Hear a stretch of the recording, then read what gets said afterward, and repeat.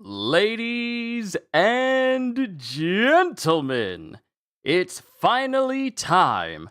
I am so sorry for being literally a week late with this, but I had no idea because my email decided to put everything Tapas related into my spam, so I never got a notification that Solo Leveling Ragnarok came back a week ago. So, without further delay, welcome back to Solo Leveling. Yo,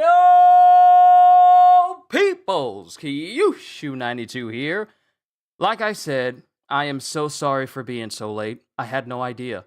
I was literally led to just, okay, maybe I should check up on my chapters, because I was seeing a lot of social media posts by Turtle Me, so I'm thinking, maybe I should check up on the beginning after the end, and there's no new chapters there. But I checked over on Solo Leveling, and everything is there. New chapters. So I once again apologize for being late. We have chapters 48 all the way down to 58, and chapter 59 drops tomorrow. So we are going to catch up with all the chapters that I basically missed, because apparently 48 all the way to 58 were all dropped in one day. They were all dropped in one day, and then the last Saturday is when we got episode 58. So we're going to read all the way up until the most recent one, and then we can say we're fully caught up with Solo Leveling, and I can say we're back to reading it again. So, just to give a bit of a recap, this won't be a video.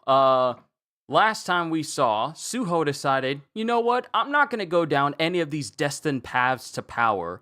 I'm not going to go down the path of the Shadow Monarch. I'm not going to go down the path of all the strength I've gained during, like, my tutorial, during the special episodes. I'm not even going to go down the path of it's based off of how well I do in this certain area of my life as I grow stronger. I'm going to take them all and become the most powerful being ever, even stronger than my dad. And one of the examples of him showcasing abilities that his dad, Jin, hasn't showcased is the ability to turn the shadows that he could turn into weapons into just flat out items that he can gift to other people so that they can use. And now it's going to be interesting to see how things go with that entire mindset in mind. Because the last thing we get, I got to refresh the page because the images don't want to properly show.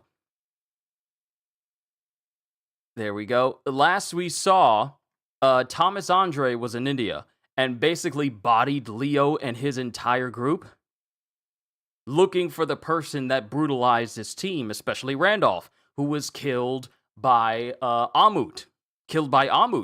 And Thomas Andre is on his way to Korea, looking for this masked hunter. Now, on top of that, we have the last thing we get is a portal opening up in the sky, and what looks to be our favorite, Cha Hae-in, coming through the portal with what appears to be Kaisel. And then, of course, we got like the season 1 of Solo Leveling Ragnarok has come to an end, yada yada yada, by the Red Eye Studio production team. And that was the end of what we got. So let's begin with episode 48! Solo Leveling Ragnarok! Chapter 48! Also, let me acknowledge everyone. Good to see you, Cohagen. Good to see you, Mihai. Good to see you... No, it was just you. I thought there was someone else, but yeah, it's good to see the both of you. Chapter 48. And we begin with a helicopter. Also, where I read from is on Tapas. I believe I put the link into the description. Hold on. Let me fix this. I believe I put it into the description. Apologies for that. Link to chapter. There we go. All right, it's in the description now. You may need to refresh so you can go to where I go. Can't show images because of copyright reasons, and I don't want to go through that again. But we begin with a helicopter flying overhead And mind you, this is still the same situation where those lizard men were attacking those hunters before Suho jumped in. And of course, the apostle whose name, TL, was it TL? I think it was TL. TL was orchestrating these events. And he sees Suho. And Suho jumps in to protect these hunters by using his new shadow manipulation ability. And we have one of these lizard creatures getting bodied by someone. We see another one getting its entire jaw just utterly destroyed. And it's Suho, and he's just bodying all of these lizards. Physically, with just his own body. He's not even empowering himself or anything. He's just crushing these. And mind you, these lizards are way bigger than he is. He is literally dwarfed in size by how large these creatures are, and he's just breaking them piece by piece. These monsters are going down way too easily. It's hard to tell exactly how much stronger I've gotten. And as he falls, lands on the ground, this creature is just literally dead. I don't think Suho realizes that all that training with Amut has rendered him incomparably stronger than where he was before. And then he glances, and we see the hunters who were gifted the shadow weapons and gear by Suho. They're pretty much defending themselves from these creatures. Including one that was so scared that he was about to die that we seen a while ago, who in a previous timeline happened to be one of the individuals that was there for Jin and Jino's excursions into gates by themselves. But he's here. I feel light on my feet, and I've got these new items. I'm ready to keep fighting. I can take down these monsters! And he jumps in, and using one of these shadow swords, he slashes directly into the fist of one of these creatures. And Suho's just smiling. Looks like they can handle things without my help. They've become a lot more powerful thanks to the shadow equipment and the stat boost. Arise. And then he just starts raising the giant lizard creature in front of him. I've acquired a new skill called shadow creation. It allows me to use shadows to create items. I mentally scan my shadow warriors, searching for usable material, which I break down and rebuild into new creations of my own design. And the way they have this is essentially the lizard creature, rising up, then melding into an item. And then it's almost as if it's being drawn by an actual pencil to describe this. And Suho's just picturing this. And then he opens his eyes. And now Suho has some gauntlets over him, along with like a belt that has like a little bit of a cape on the side. All of that from the creature has just been turned into equipment for him to wear. Shadow item. Naga Warrior Shadow Shoulder Protector. Creation rank. Rare. Remember, the items from all the other hunters were common.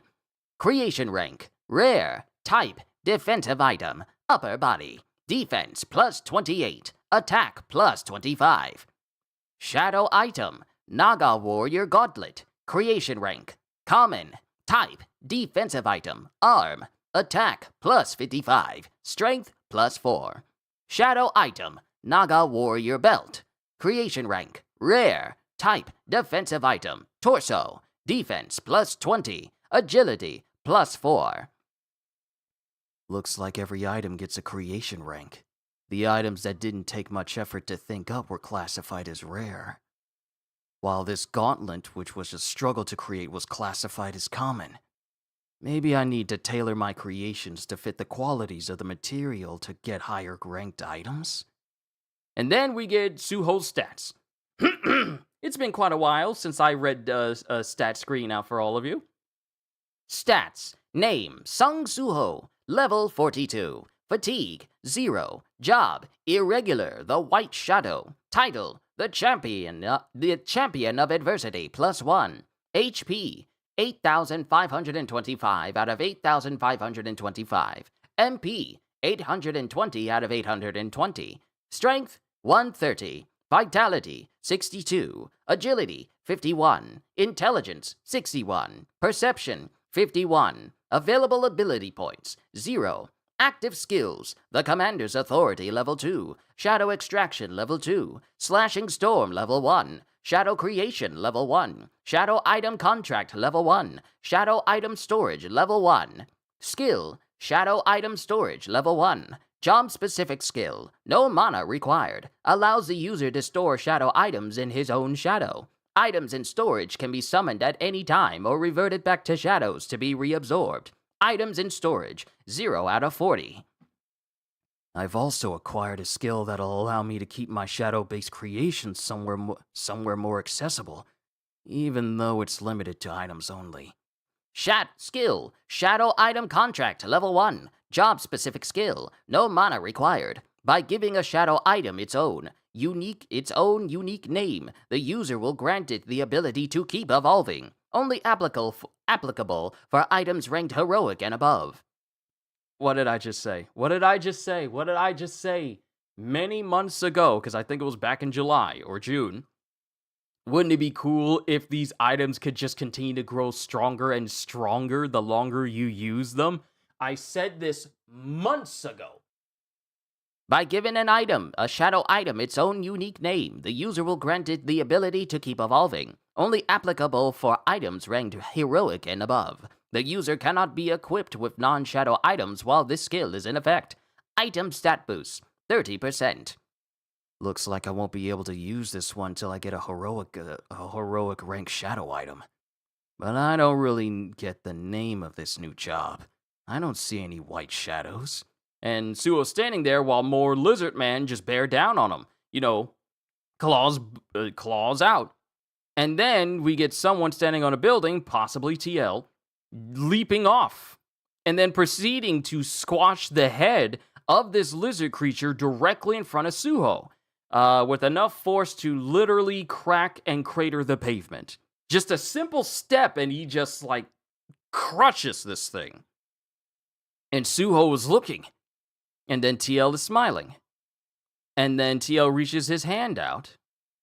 And snatches one of the rocks that is, literally flying up from all the debris he kicked up. He just catches one of these rocks. Kind of like Toji when he moved so fast and he started poking the stones around him to take out all of Megumi's rabbits during Jujutsu Kaisen Season 2.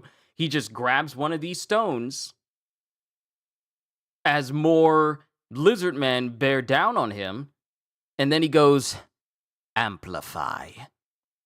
And he proceeds to take this stone and throw it at the lizard men, and they've been amplified to the point where they just open up holes in all of these creatures' bodies, just straight up shrapnel. Shocking everyone, including Suho. Suho doesn't know that this is the person behind Lee Min-sung's transformation and the whole fight that he went through. Doesn't know that yet. But all the hunters are all like, whoa! He took out a whole horde of monsters with a single shot! And it just shows all of these lizard men beheaded, bisected, their entire bodies are just, no longer attached to each other in certain places. And TL is just standing there. And then Suho looks at him. And then TL looks at him and he's just grinning, with Suho looking kind of confused. And then it shows the news feed showing TL and Suho, and Jino sees Suho on TV. And he just starts sobbing. Suho, you're alive! You little rascal, why didn't you call to let me know you were back? And then Woo's just letting out a sigh. Well, that's a relief. And then his phone starts ringing. And then Choi is on the phone going, did you see the news? The masked hunter, Sung Suho, has been sighted. And then we have Lim Tae-gyu, who's apparently in the city. He is booking it. He is jumping across rooftops at high speeds going, there's no mistaking it. He's the masked hunter I ran into while chasing Lee Min-sung. And he doesn't have a face of, interest. It is a face of, because remember, he had Suho at bow point. Not gunpoint, but bow point. And a moment happened that allowed Suho to slip away from him, because Suho was, put in a bit of a compromising position to answer any of his questions. Lim is already moving to intercept Suho. Park Dojin is at the scene now. I'll tell him to take the masked hunter into custody. We can't use force to detain him. We don't have enough evidence to prove that Sung Soo-ho has done anything wrong. And then we get Liam, who's absolutely livid. Like, his eyes are no longer in the same color that they were before. They're just completely white, going, what possible reason could he have for being at this crime scene in a mask? He has to be connected to the Stardust incident somehow. I'm sure of it. He's the one who killed Min Sung. And then Choi goes, I'm not fully convinced that Sung Soo-ho is a villain, but I do agree that he should be taken into association headquarters for questioning. I've looked into it, and it seems Soo-ho is the nephew of one of your acquaintances, Director Yu Jin-ho. I choose to support the Hunters Association because I believe you to be an honest, fair man. I trust you'll make the right choice, sir. And then someone calls Park, TL. Someone calls Park, and he goes, Yes, Guildmaster. I've got him right in front of me. And then Soo-ho's looking kind of confused as the shadow gauntlets he had start to dissipate. This must be that new S-rank hunter, Park Dojin. Why is he smiling at me like that? Yes, sir, I understand. Sung Soo-ho. Huh? What's so funny? The Guildmaster of the Reaper Guild has asked me to escort you to the association's headquarters. What does a Reaper Guild want with me? I doubt I'm being summoned by the association for a job interview. You really have no idea what you've gotten yourself into, do you? No wonder you're brazenly out and about in public like this. You're the major suspect linked to the murder of Lee Min-sung in the distribution of the illegal substance Stardust. A suspect? I think it'll be best for everyone if you just come along quietly. And mind you, Park is smiling while he's letting off this aura as if to say, I really hope you resist. Wait, I'm not... But then one of the hunters runs in between Park and Soo-ho. Wait, I'm not exactly sure what's going on here, but this guy saved us. You have no authority to take him in. I appreciate your concern, but I'll be okay. Huh? I'll turn myself in. I was on my way to association headquarters anyway. I'm glad to hear that. What a generous young man. What a generous young man. I can't believe he gave us all these new items. Oh, I almost forgot to take back my shadows. Oh, so they're not permanently on the people. He can just take them back. And then all the hunters are just absolutely flabbergasted that these overpowered items that allowed them to survive this fight are now gone. Skill. Shadow item storage level 1. No mana, job-specific skill, no mana required. Allows the user to store shadow items in their own shadow. Items in storage can be summoned at any time or reverted back to shadows for reabsorption. Items in storage, 14 out of 40. It sure is great to have a convenient place to store all my shadow items. And then all those shadows just start to go back into him. And Park is watching him. Watching as the shadows enter into him. Sung Soo-ho. There's definitely something different about him. What exactly has he been up to these past few days? How'd he get so strong? And then Soo-ho is just looking at him. Aren't you coming? There's no chance that Star Drop will work on him now. We need to develop a new version of Star Drop, potent enough to control even S-rank hunters. And then Park starts walking next to Soo-ho. I'll have to keep close tabs on Soo-ho till then.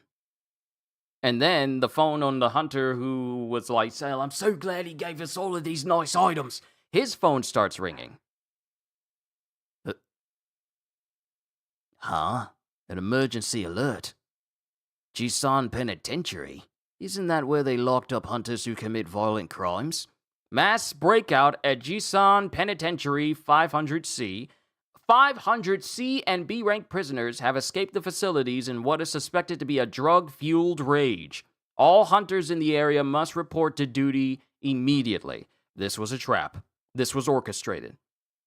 And there's been a mass prison break. This drug-filled rage must be referring to Stardust, right? And while that's happening, Suho starts to freeze. Stardust. And then when Suho stops, Park notices. Don't tell me you're thinking of going. Don't tell me you're thinking of going. I have to go stop those escaped prisoners. That won't be necessary. I'm sure there are plenty of other hunters who can help. If these escapees are Stardust users, they'll need all the help they can get. I suggest you quietly come along to headquarters, unless you're looking to make things difficult for yourself. And while Park is saying this, Suho's hair starts to go from black to white. And he says, let's make it difficult then. Oh, I missed these lines! I missed these so much! I suggest you quietly come along to headquarters, unless you're looking to make things difficult for yourself. Let's make it difficult then. And Park just looks back. And then he closes his eye. Fine. Let's just say I tried my best to stop you, but you ran off anyway. Thank you. I promise I'll stop by headquarters after I'm done. And he's using, his skill with Gray. I almost forgot Gray's name. His skill with Gray. And then he just goes, later. And he just jumps with extreme speed, like all the way, like several blocks, and he just takes off. With Park just looking at him. This is great. Now I'll be able to see just how much stronger he's become. And then we cut to the Jisan Penitentiary. Bloop, bloop. And there are multiple dead people everywhere. Some of which have been subjected to rebar acupuncture. There are so many dead people in this penitentiary. And the whole place, an entire side. This penitentiary is huge, but the one section of the wall is just completely obliterated. Humans are such cruel creatures. And this dude is holding up a collar, like apparently an obedience collar or a security collar, but it also has mana stones that can come out and jab directly in. If a person was wearing it, it can jab directly into the neck of an individual, like sharp mana stones. I don't know if you've seen how thick your neck is, but it does not allow for many things to go into it too far of a distance. These are essentially meant to kill the person who is wearing it. I can't believe they were going to kill us by stabbing our necks with mana crystals. Right, kids? And it shows some dude talking to all these other people who are looking up at him as he's sitting on top of the rubble that leads to the outside. And then all these prisoners start dropping their collars. The Cataclysm gave us the power to take what we wanted, so that's exactly what we did. The Hunters Association has no right to condemn us as criminals and lock us away.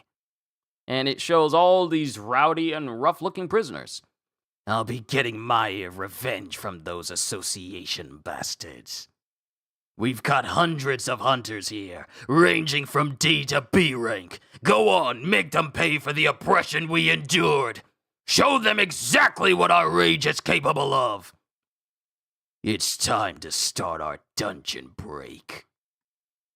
Is that? Who is that? It's Hwang Dong-suk. It's this world's Hwang Dong-suk. He's the one encouraging this dungeon break. It's Hwang. It's him! I see the name directly. I didn't even scroll far enough to see the bottom of his image. I gotta do his voice this way now. It's time for our dungeon break. And we get Hwang Dong-suk, inmate, Jisan Penitentiary. And that is the end of chapter 48. Onwards to chapter 49! Yep, Mihai, he's back! Oh no. You decided to start this uprising in the world of the son of the person who killed you in the previous timeline? Chapter 49!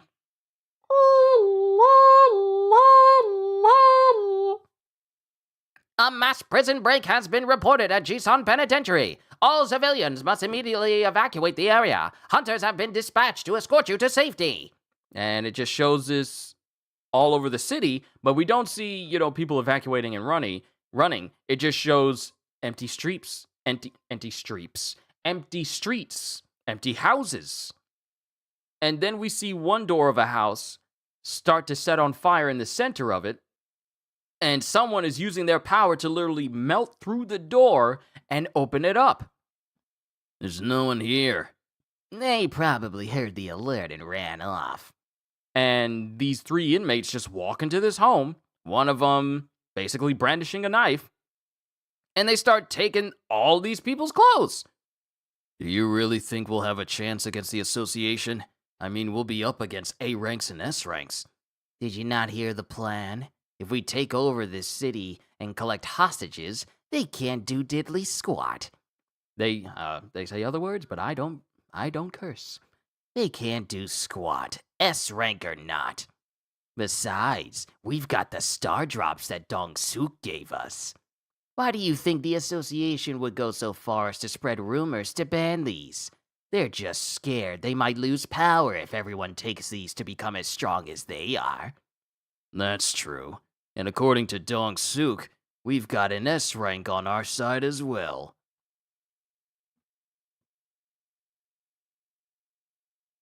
Hwang Dong-suk orchestrating this prison event.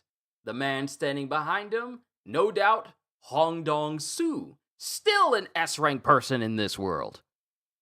And it shows Hwang Dong-soo standing there with his eye just glowing red in one, and no doubt his bro, his little brother, right behind him. Hey, come take a look at this. It's like Boo City over here. Are you serious? We don't have time to mess around. But there's a 30-year-old Scotch in here.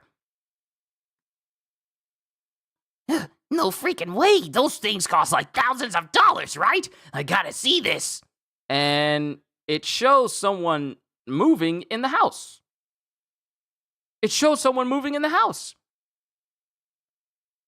Oh. No, it's these guys, but we focus on one of the closets because the child who lives in this house is hiding in this closet. I have to call for help. And he's trying, and he's apparently texting someone, and then he freezes. Because when he looks out, it shows that very same person going like, ooh, that scotch cost thousands of dollars. The kid freezes because that guy finds him.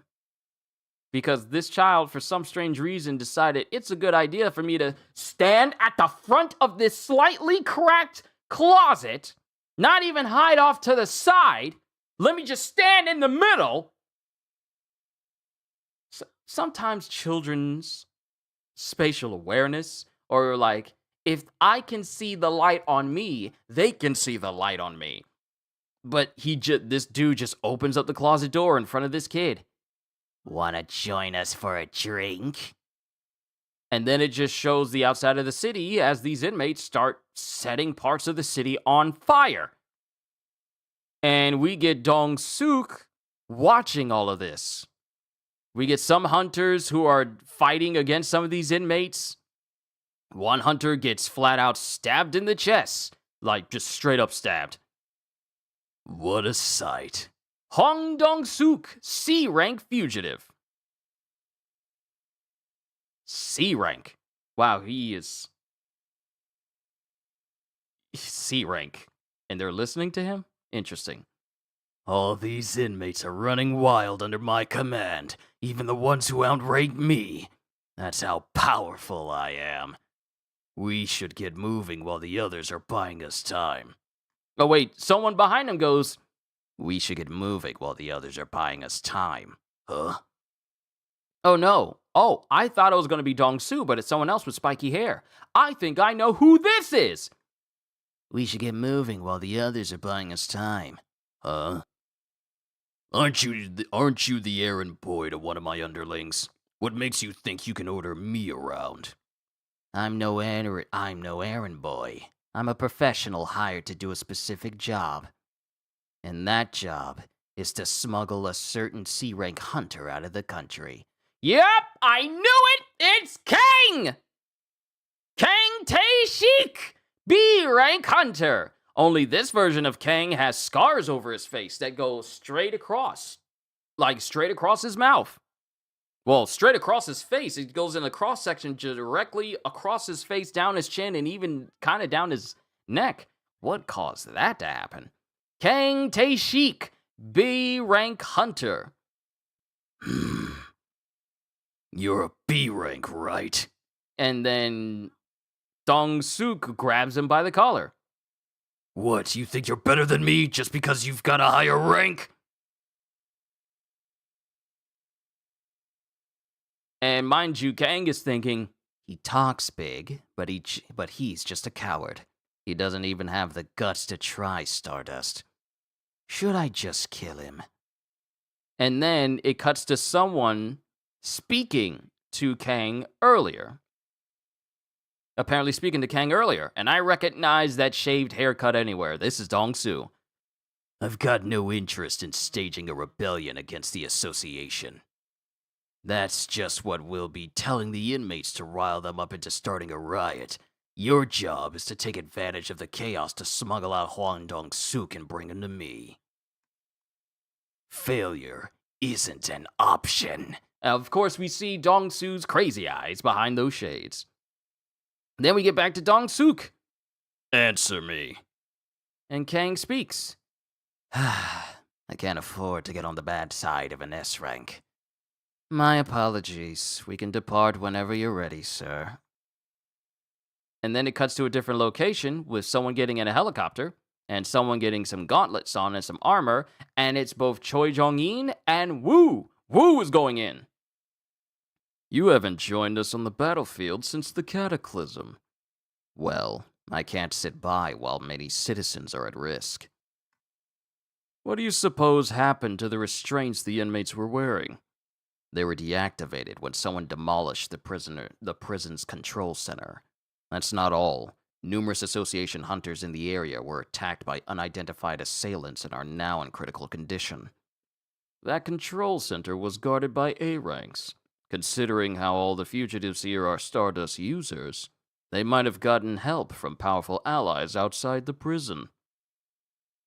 And then someone walks up to Woo.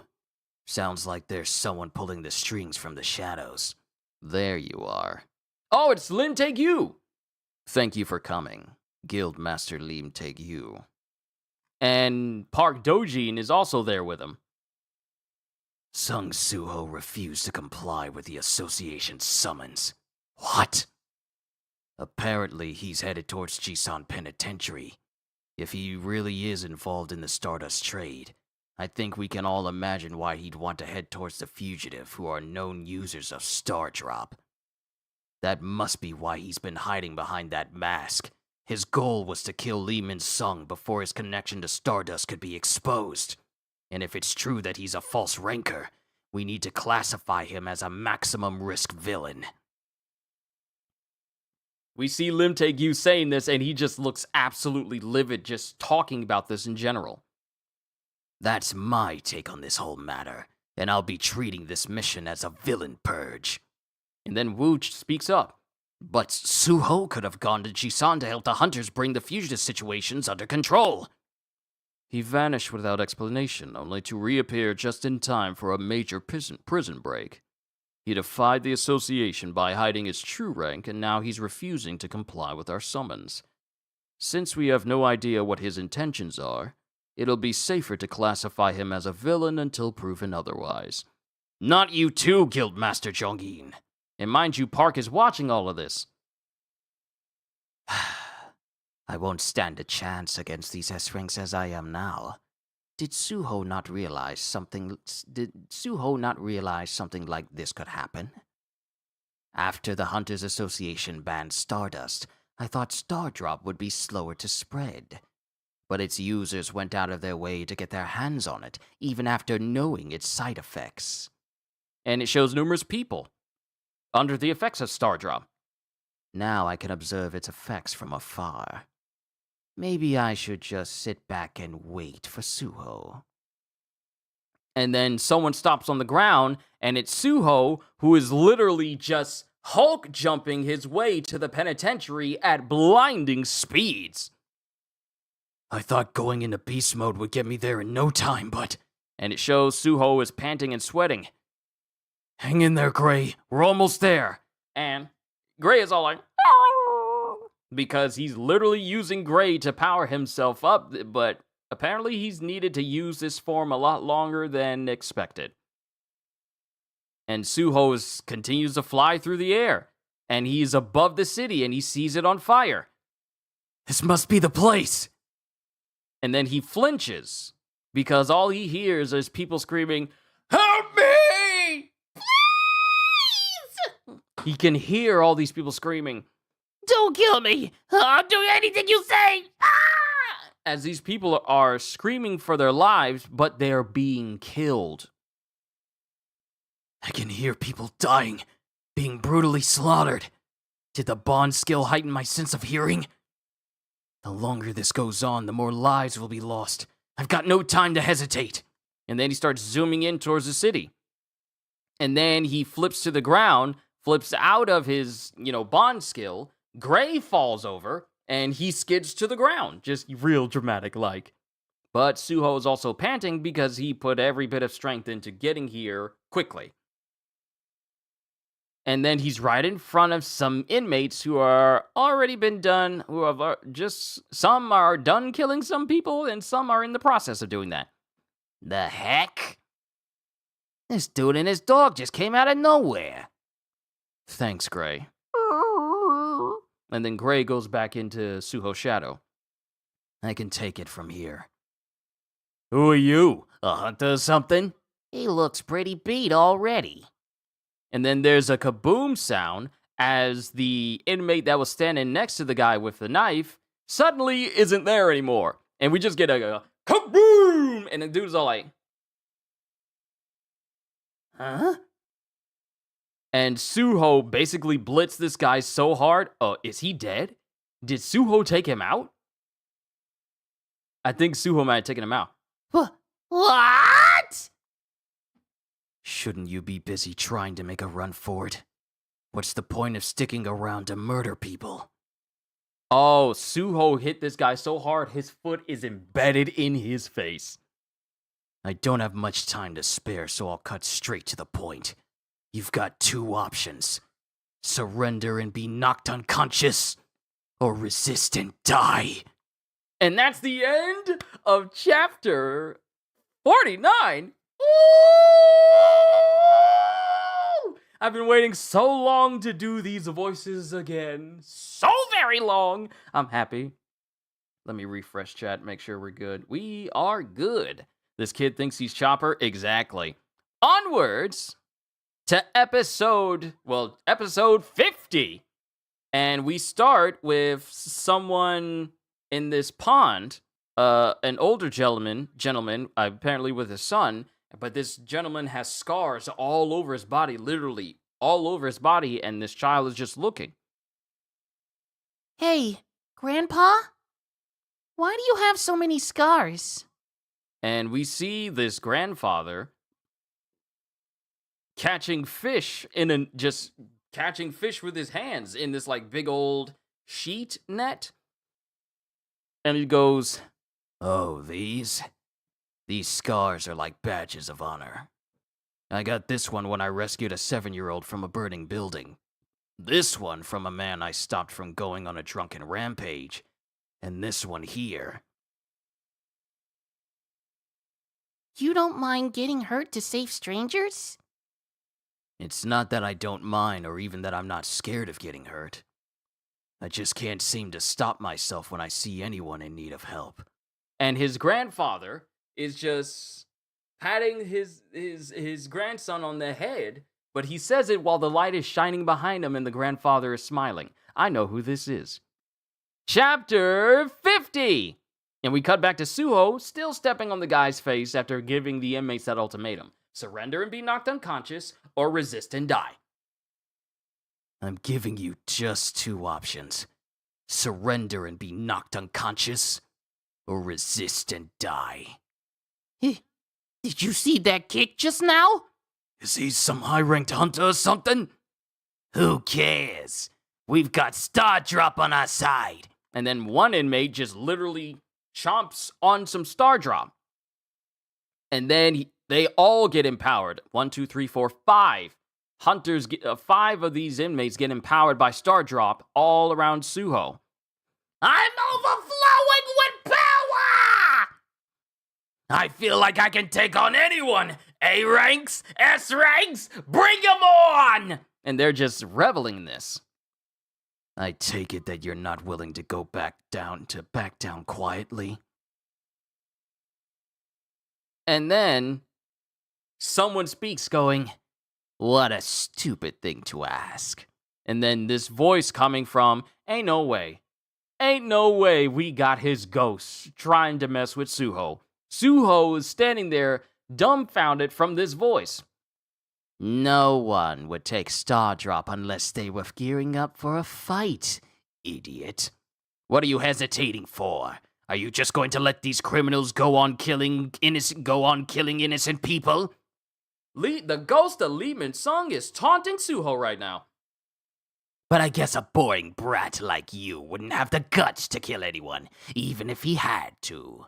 Who cares if you got some fancy new title? Deep inside, you're still the same pathetic loser that you've always been. Go on then! Let's see what you've got! Blast a hole through their bodies, just like what you did to me! Go on! Show them! And then Suho stomps on the guy he's standing on. He stomps on his head. And we don't see the full image, but we do see a bunch of blood fly out. He just crushed this man's head. He just crushed his head. And these same inmates that were empowered by Star Drop, they're now officially intimidated. Why, you little! And then they run up on Suho, and Suho, when they try to jab at, one of them tries to jab at him with a knife. He snatches the knife and hits the dude's arm so hard, it literally snaps. He punches the guy's arm, and the arm bends in ways that an arm should not bend. And then proceeds to take that knife and slash all over this same guy's body in an instant. He just goes slashes up his arm and then jabs and stabs him multiple times before appearing right behind him. And then the guy falls over. He's dead. He's dead. Huh? What? Why can't I keep up with him? The Star Drop should have kicked in by now. And all of a sudden, this guy's standing there, and then all we see is his head bending in half and his teeth flying out of his mouth after being hit by some massive force directly to the side of his face.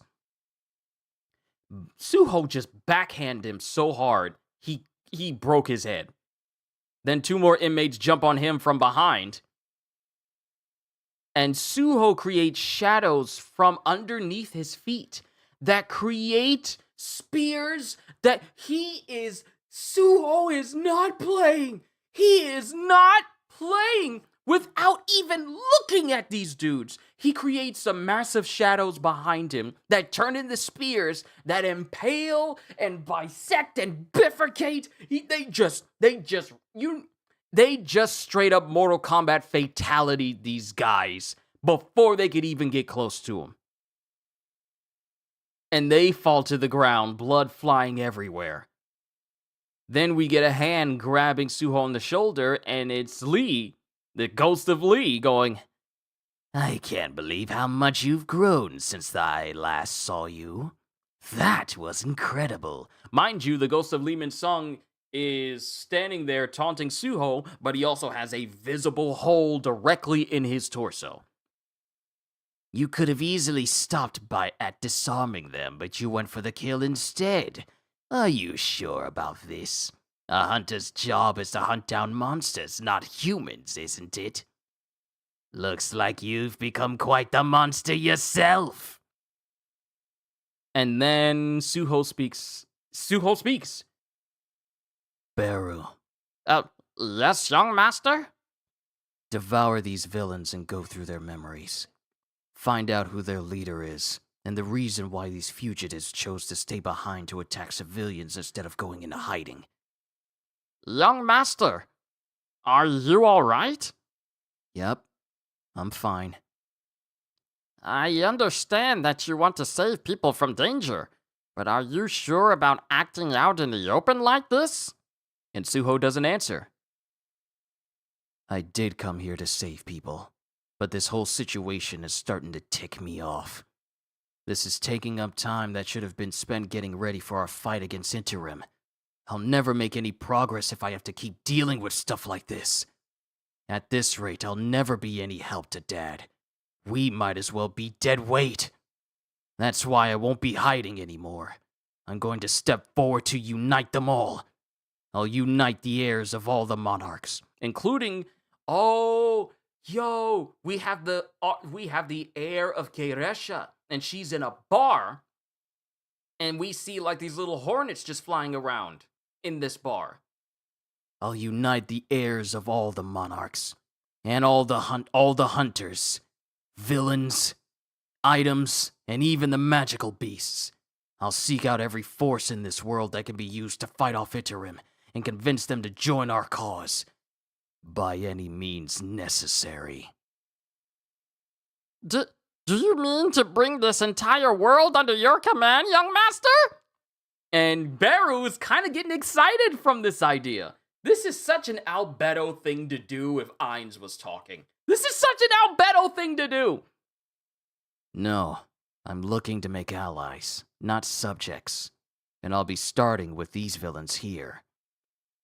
There are too many fugitives still hiding throughout the city. We'll have to raise up an army of our own to deal with all of them. I'm done second-guessing myself.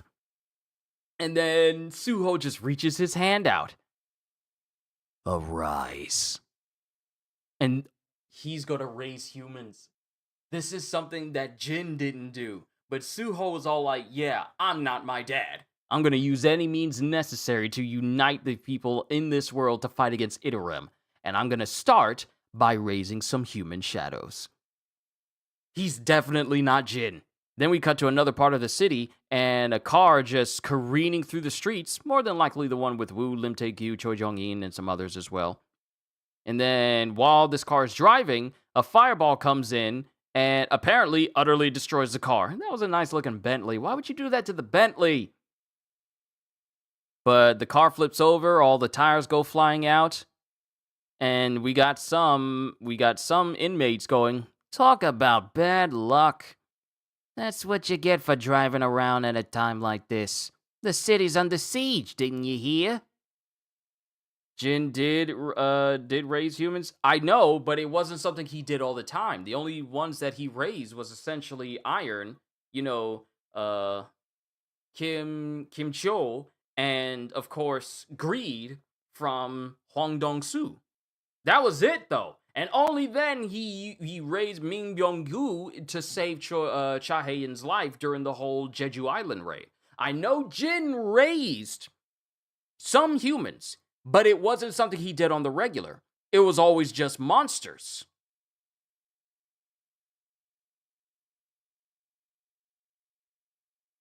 But Suho is not above that.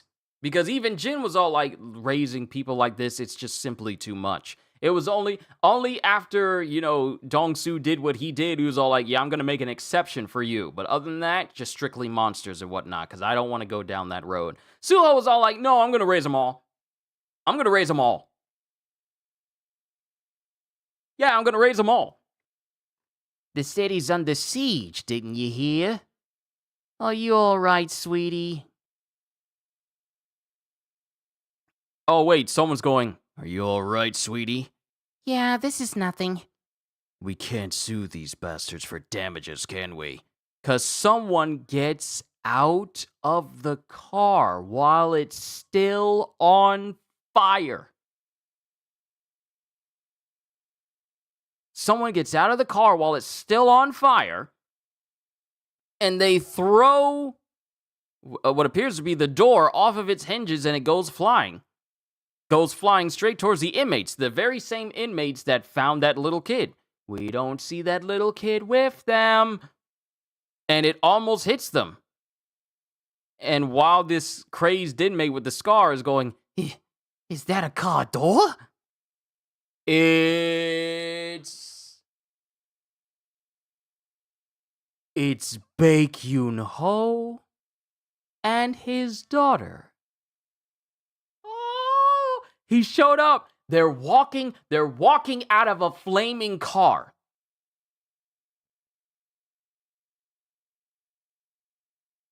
They're walking out of a flaming car. 1, 2, 41 million, same thing. Semantics! Don't argue with me. But Baek Yoon-ho and what is her name? Miho? I think her name is Miho. They both walk out with him going, "It's too bad this had to happen during such a nice family outing." It's okay, Dad. At least we can do some good now since we happen to be in the area. And while she's saying this, she's cracking her knuckles. Baek Miho. I was right. Her name is Miho. Baek Miho, vice president of the Baek-ho Guild. "You're right, but your mother is sure to give us an earful if we stay out too late. So let's take care of this as quickly as possible." As Baek Yoon-ho starts accessing his power, his beast power. Baek Yoon-ho, guild master of the Baek-ho Guild, S rank hunter. It's not called White Tiger, it's Baek-ho. And that's the end of chapter 50. Ooh, so many people! Episode 51. And we have the inmates that tried to blow up their car. So now that car being blown up, it was even worse for them. "I like driving this car. My wife gave me this car. You just destroyed this car that my wife gave me.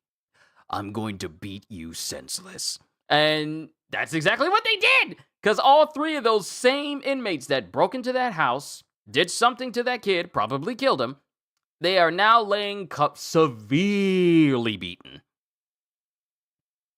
"How many fugitives did he say there were?" Around 500. "We might not make it back in time to escape your mother's wrath."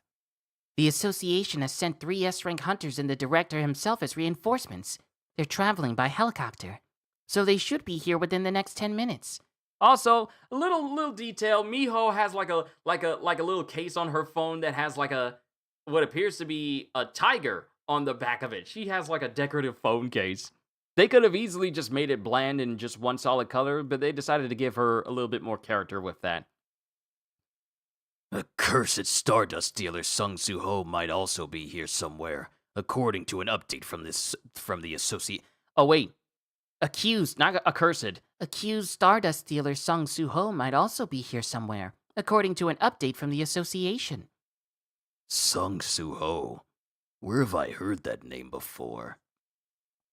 Well, our number one priority will always be the safety of our citizens. It's time to save some lives, sweetie. It's like you're back in your firefighter days. Because Baek already has his arm partially transformed, and they're moving. But then he glances, and he sees figures all around the city, just watching them. Shadowy figures. "Sweetie, did we also get a dungeon break alert?" I don't think so. "Then what could this creature be?" And it shows the inmates. the shadow, and they become shadow soldiers, and they're just watching. Chapter 51! And we cut to a civilian, and she's here by herself, as one hunter says, "Run. Save yourself. Mina!" And he falls over because some more inmates have come along and killed this hunter.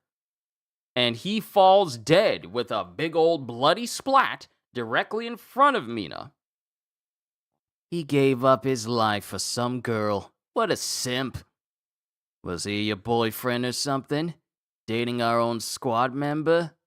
Dating your own squad member?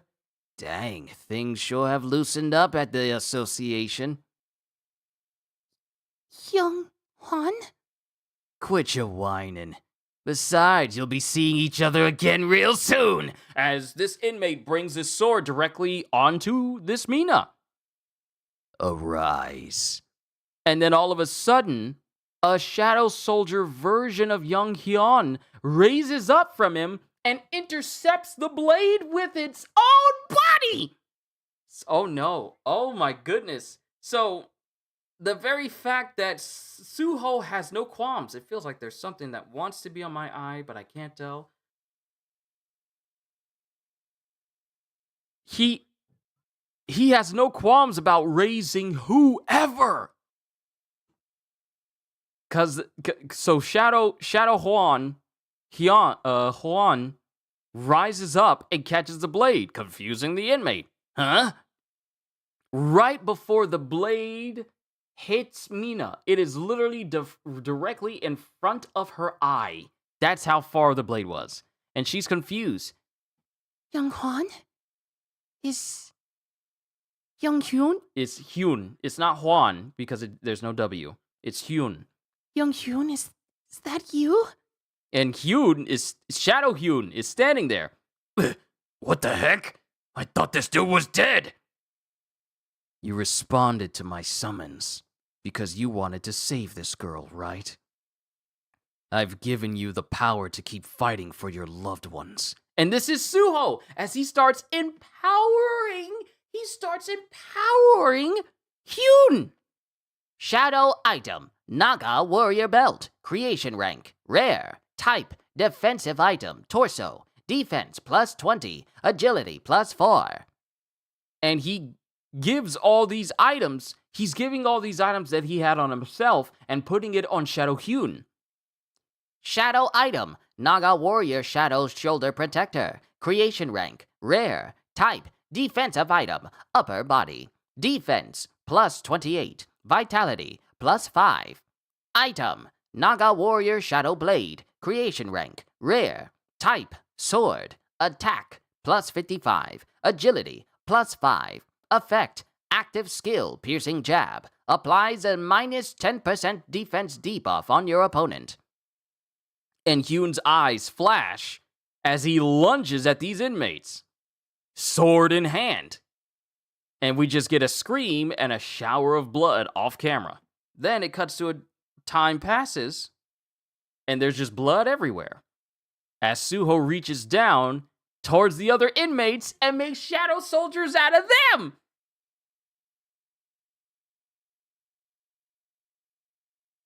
Why is stuff trying to fly into my eye? Why are my eyelashes so long? He starts raising the inmates that have been killed by Shadow Hyun. Your job is to find all the villains hiding around here. And they all nod in response. Your shadow army is growing just like you wanted, young master. And that's Beru. At this rate, we'll have no problem ridding this city of all its villains. Behold, this is the power of the great shadow monarch and his authority. I didn't think much of it at first, but turns out it's pretty amazing. Oh, is the young master finally ready to acknowledge its greatness? And the light shines on Suho's face, and he just glances. Yeah, it sure is an amazing power. As we get Shadow Hyun knelt in front of his Mina, smiling as she's crying and holding on to him. This is this might be one of the most tender moments I have ever seen. This might be the first time we see a tender moment with a Shadow Soldier. There have been comedic moments with, like Beru and Igris and everyone else, but this is the first time I've seen an actual tender moment with a Shadow Soldier. Are we leaving that Shadow Warrior behind, young master? Yeah, he'll be gone by tomorrow anyway, so I want them to spend his last moments together. And then Mina's just beating on his chest while Hyun is looking kind of confused. It looks like he's gotten a lot less useful now that he's not battling villains anymore. Yeah? Is it that bad? Wasn't there a moment with the healer hunter? I know. I mean, like I know about Min Byung-gu. I completely forgot about that as well. I'm just looking at it like this really emotional moment between shadows to like this degree. I know Min Byung-gu seeing Baek Yoon-ho back at the Jeju Island raid. I completely forgot about that. So apologies. I haven't read Solo Leveling since it went on break several months ago. But my apologies. This isn't one of the first moments. This isn't the first moment, but it's like we don't get too many moments like this. Yeah? Is it that bad? Then we get a pop sound out of nowhere next to Suho. A huge number of my Shadow's warriors were just taken out. I hope that means we finally found him.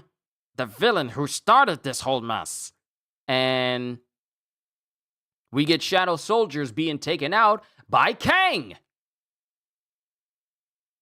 What are all these shadowy monsters? I've never even heard of monsters like this before. Hurry up and get rid of these guys already! What do you think we're paying you for? And it's all these inmates who have been turned and they're facing off against Kang, and Dong-suk is there.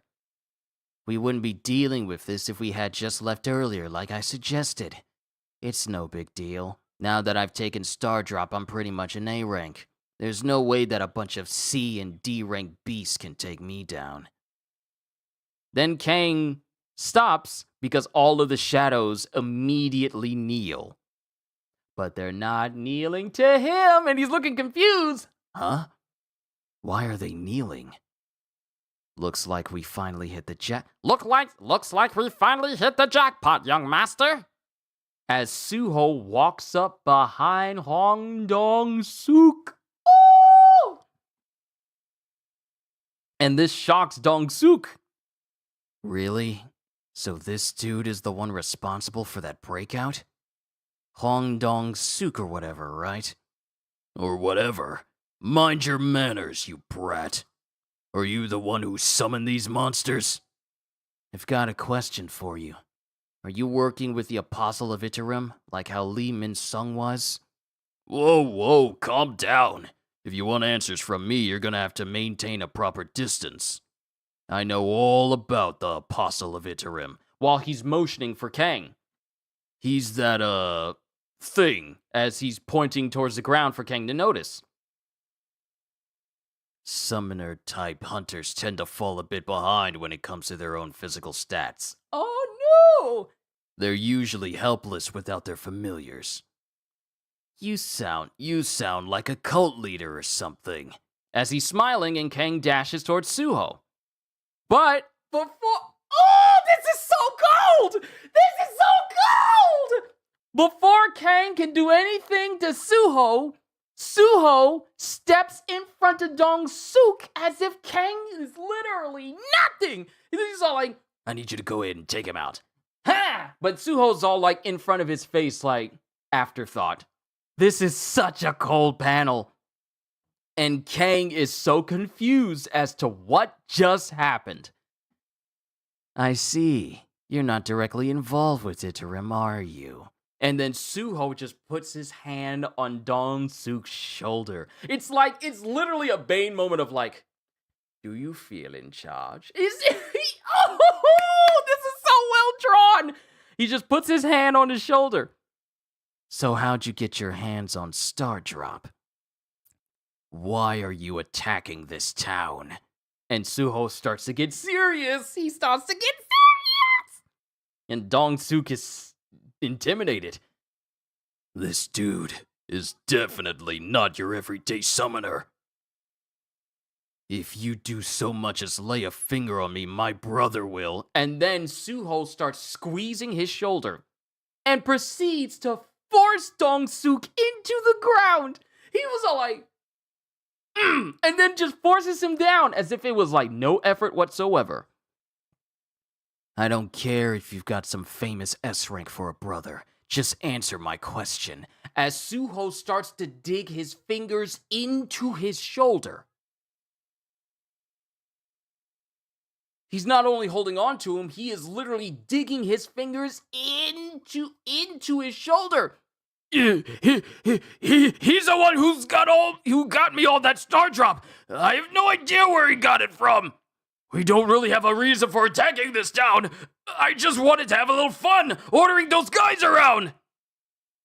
And Suho, hearing such a stupid reason to kill all of these innocent people. That's all? You slaughtered all these people for fun? I can convince the other fugitives to stop if you could just let me go. Hey, you! Don't just stand there, do something! And Kang can't do anything because he's scared. He's frozen and hasn't moved ever since he failed to stab Suho and Suho was already past him. Because Kang thinks, this man is dangerous. I need to get the heck away from him, even if it means I have to abandon Hong Dong-suk. And then, because he took Star Drop, Park Dojin goes, that won't do, and starts to take him over. What's happening? I want to see what Sung Suho is capable of before the other S ranks arrive. And mind you, Park is basically trying to control Kang while he's on the helicopter heading to that location. Just let your impulsive side take over. And he starts smiling. Kang Tae-shik. And then, because of the same thing that empowered Lee Min-sung, gets empowered and he erupts with power, and the same halo of Iterum appears over him. Activating skill, incognito. And then Suho dodges out of the way of something that appears to be invisible. Before this attack proceeds to dice apart Hwang Dong-suk.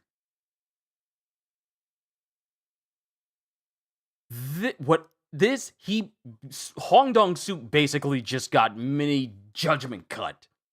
Because we see Suho dodge out of the way of this attack completely, but Dong-suk is not spared. Because we see these lines appear all over his body in pieces. Huh? And Dong-suk falls face forward after being diced apart.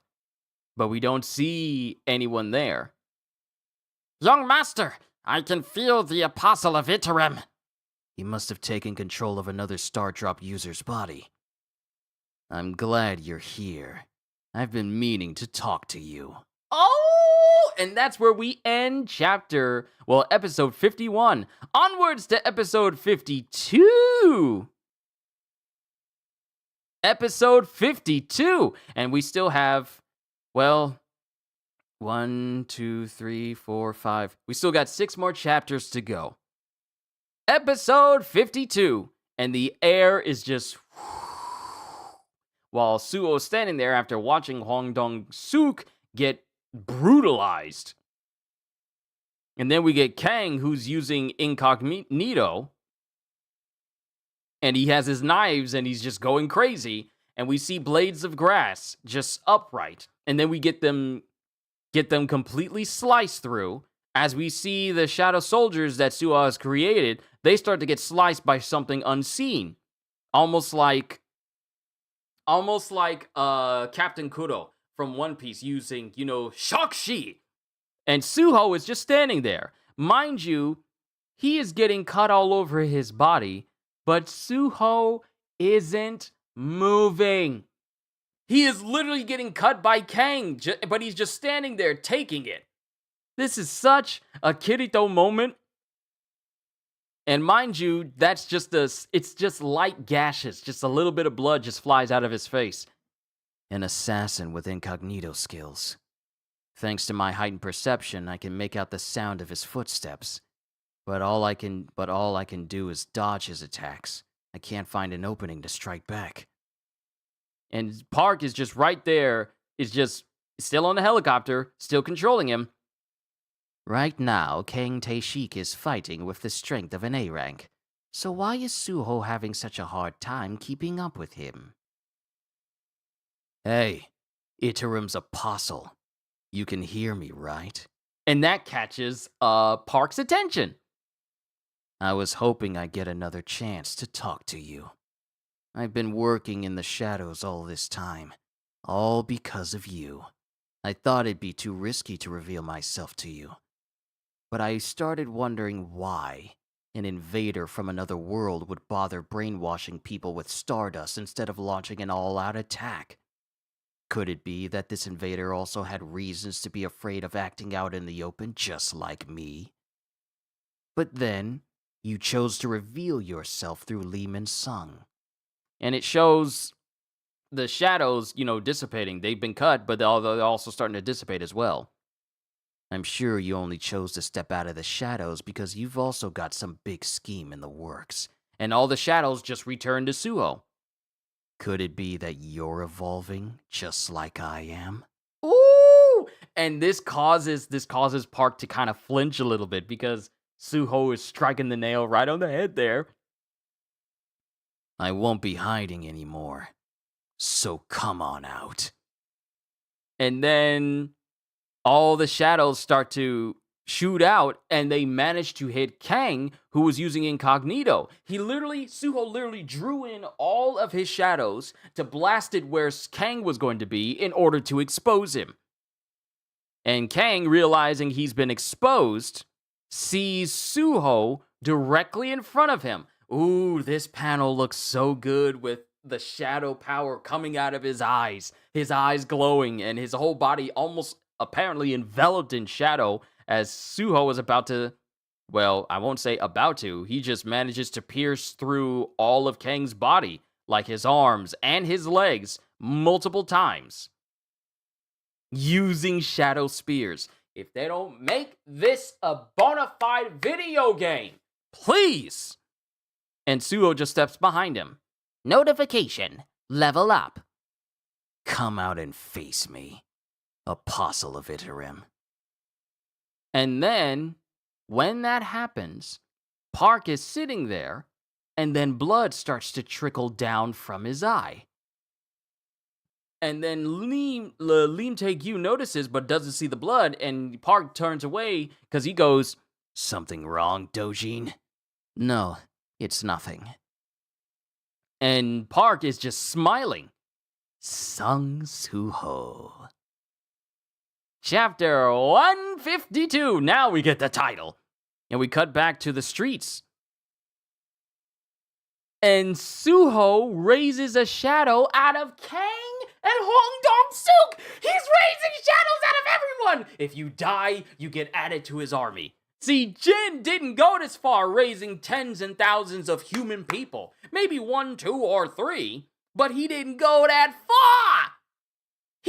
Suho was just raising anyone. Anyone and everyone. There are no holds barred. But he raises a shadow version of Hong Dong-suk and Kang. Arise. You're the ones behind this whole mess, right? Do you have any idea how many innocent lives were lost because of you? You need to pay for your crimes. And that's why I'm going to have you fighting for me from now on. Shadow creation. And he starts turning the both of them into items as they are, and it looks like he's making it hurt for both Shadow Kang and Shadow Hong Dong-suk. And he's thinking about what he's going to turn them into.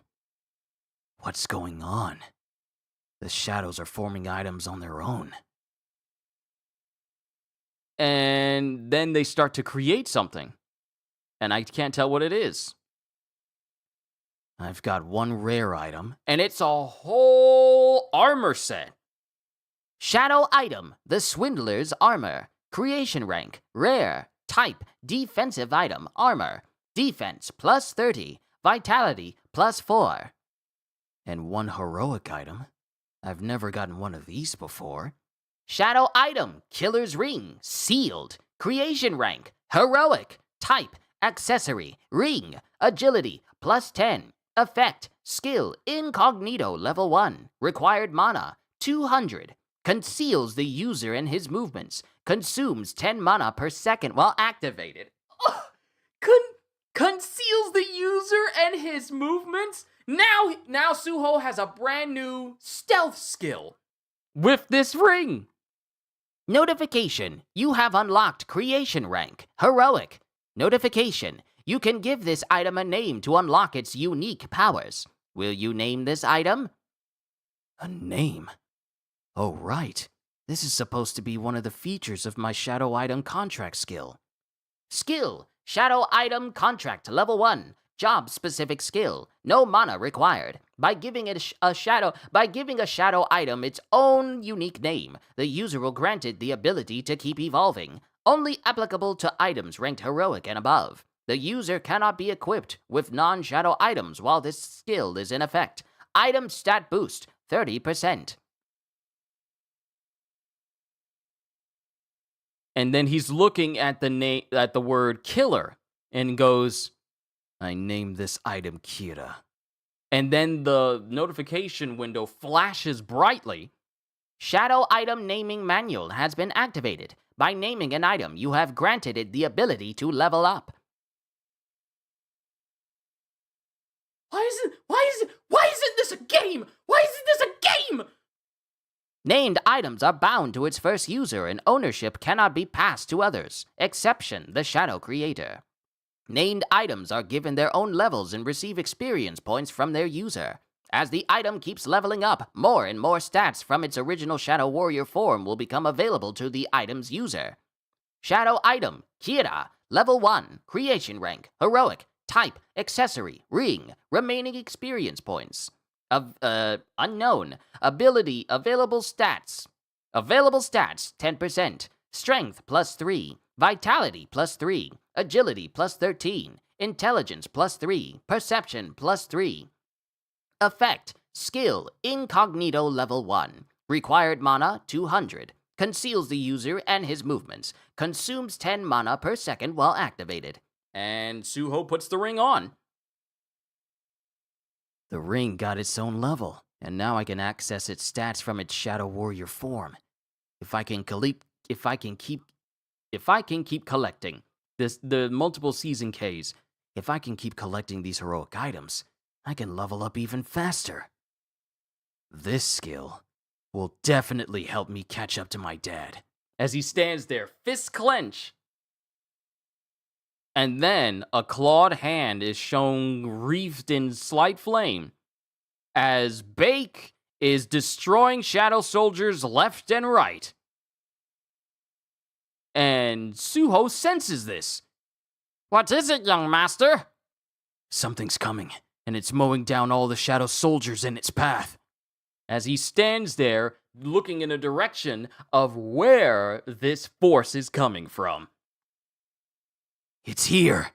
And there's a massive explosion as the front building that he's standing in now gains a brand new circular window as it explodes in front of him. And Beru is surprised to see this too, along with Suho. And then we get a big white animal foot that hits the ground.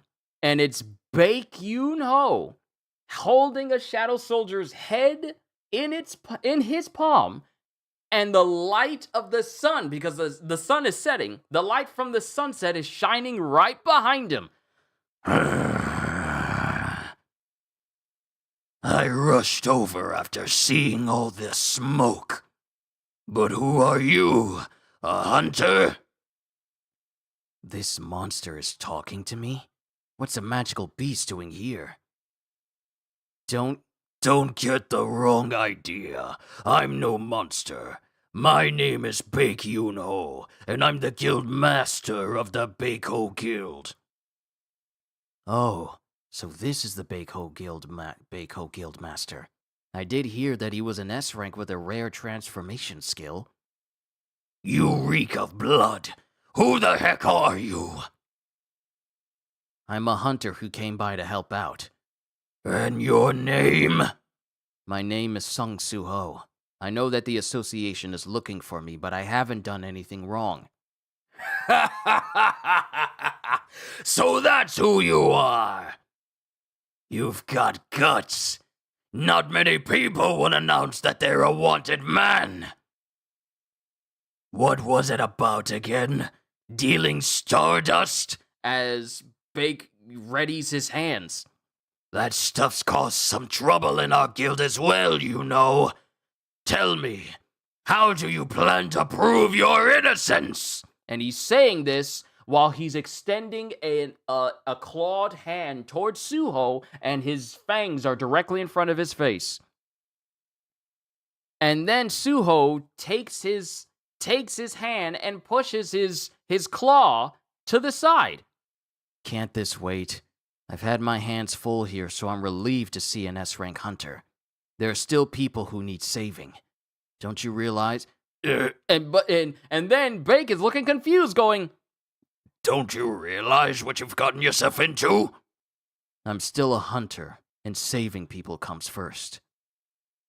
And then Bake looks at him. And then a voice of someone else goes, Every second we waver means another life lost. and this is because Bake is thinking back to when he was talking to his fellow firefighter and friend, who I assume to be Min Byung-gu, going, That's why people like us don't need to worry about making the best choice. We just make the choices we need to make and worry about making them right later. That's what being a part of a rescue squad is all about. Wait, I thought your name sounded familiar. oh no, that's not Min Byung-gu, the person who's speaking to him. Every second we waver means another life lost.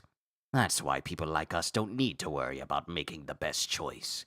We just make the choices we need to make and worry about making them right later. That's what being a part of a rescue squad is all about. Wait, I thought your name sounded familiar.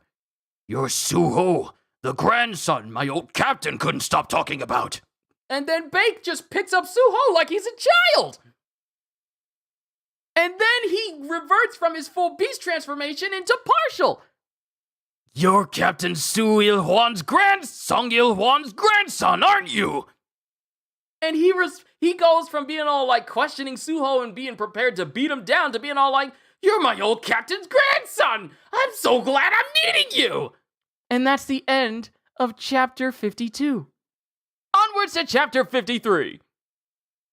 And then we get the sunset and we get some soldiers going, Lieutenant, do you really think we can handle these awakened beings on our own? I heard bullets don't even work on them. Order doesn't matter. Orders are orders. Still, don't you think the city feels a little off today?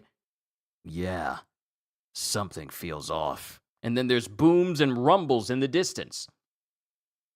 And we get Bake, who's slashing through inmates, not even in his full beast transformation. He's slashing through inmates, and Suho is right there with him. They're both beating down inmates.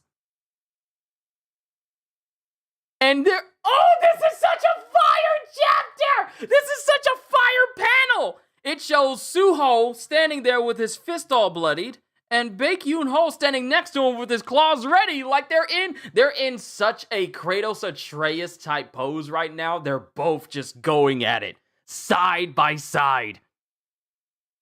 You've got summoner skills, yet possess this much raw power? No wonder Captain Il-hwan was so proud of you. So, the master of the White Tiger Guild used to be my grandfather's junior back in the rescue squad. You're incredible yourself, Mr. Bake. S-rank hunters are really on another level. You could just call me Uncle. I've been making a scene just like you asked. But won't that just make all the villains go into hiding? You're still a rookie when it comes to rescue work, huh? I'm not even part of a rescue squad. I've been noticing quite a few grammatical errors in between these chapters ever since I've been going through this, and this is the one of the official sites that pushes out this chapter. Our job isn't to catch villains, it's to save lives. And he roars out loud to the point where Suho has to brace himself. The more attention we draw, the harder it gets for the villains to move around. It's better this way if we want to keep people safe. And then he just, gives a chest bump to Suho. He's right. Somewhere along the way, I got too focused on catching villains. Now that's what I'd expect from someone who leads a guild. All right, let's keep hunting. And he's just smiling. By the way, Suho, do you have a girlfriend? No, I don't.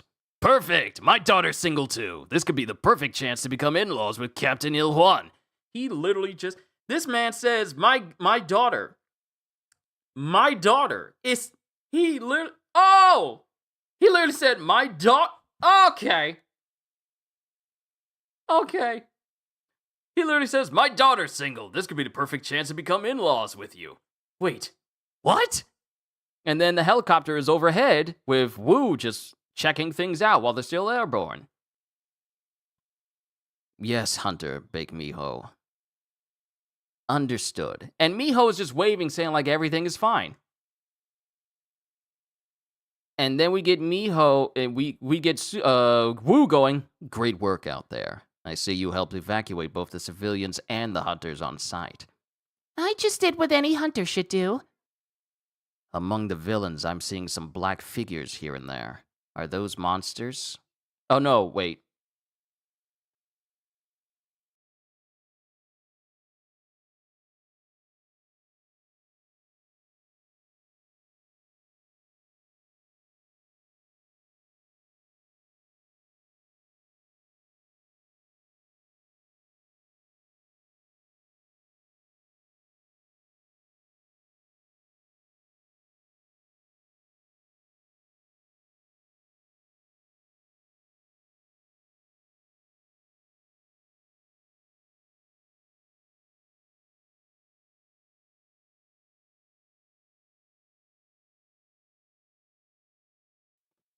Give me a sec. I need to help family with something. I'll be right back. This will be my short break period. I'll cut this out. Well, actually, I don't want to cut it out because I want people to still see chat off to the side. I'll be right back. It'll only be like a couple of minutes. I'll be right back. We're still in the middle of it. We're still in the middle of this chapter. Hold tight, everyone. Hope you've all been enjoying this far. Welcome back to Solo Leveling Ragnarok. I'll be right back. Seriously this time.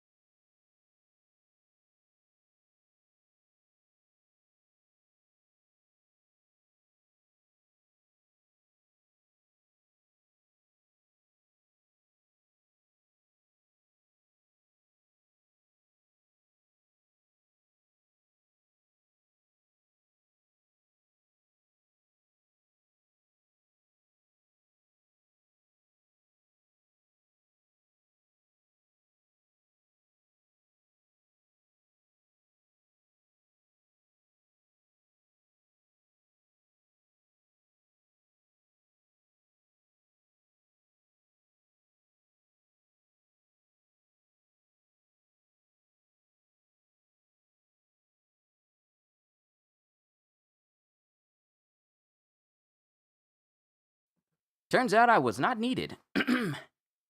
Now back to Miho.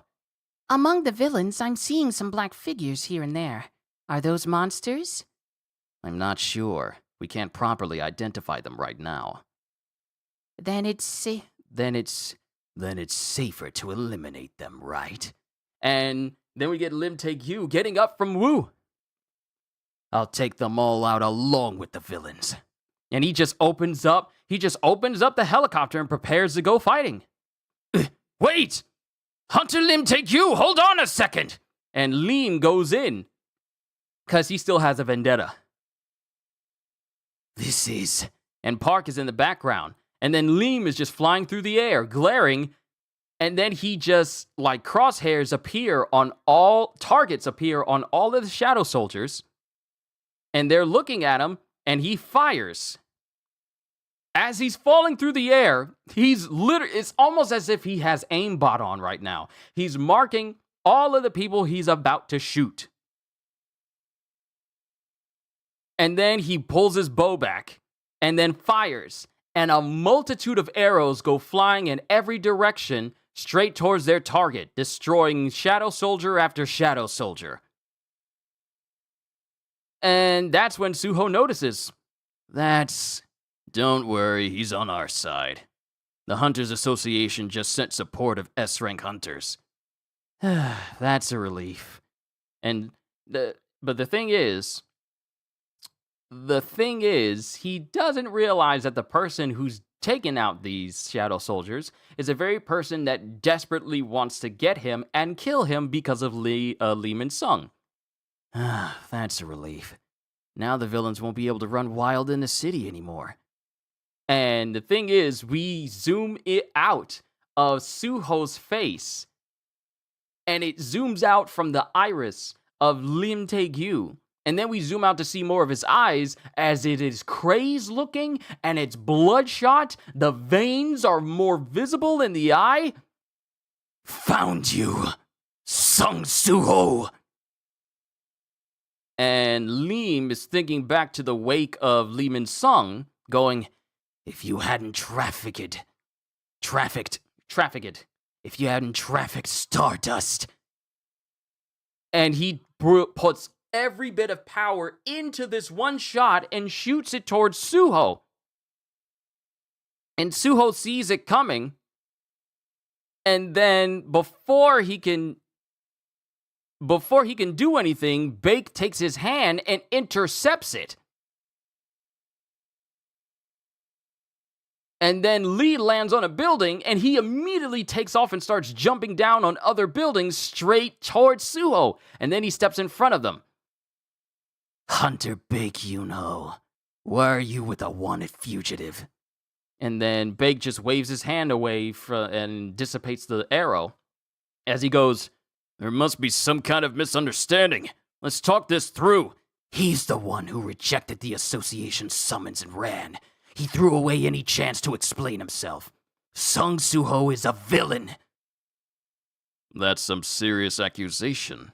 I get that you're frustrated about Lee Min-sung's incident, but Suho's been out here saving people. And then all of a sudden, an arrow whizzes past Bake's face. Just instantly. Suho, huh?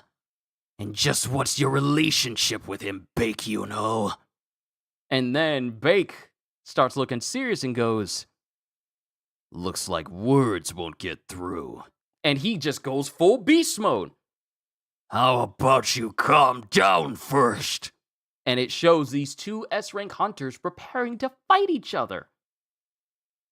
And then their aura just starts to grow larger and larger until they start clashing against each other.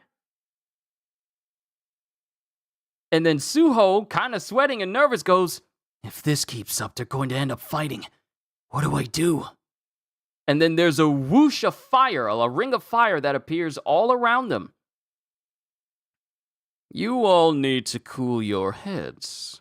As Choi walks in with Woo and Park and Miho. What are you doing turning on each other during a state of emergency? That many S-rank hunters, and even President Woo Jin-chul? Finally, someone reasonable. Listen, Suho's the grandson of the captain who I owe a favor to. I'll vouch for him. But everyone is looking seriously at Bake. Huh? You do realize saying he's the grandson of one of your old rescue buddies isn't exactly convincing, right? Miho!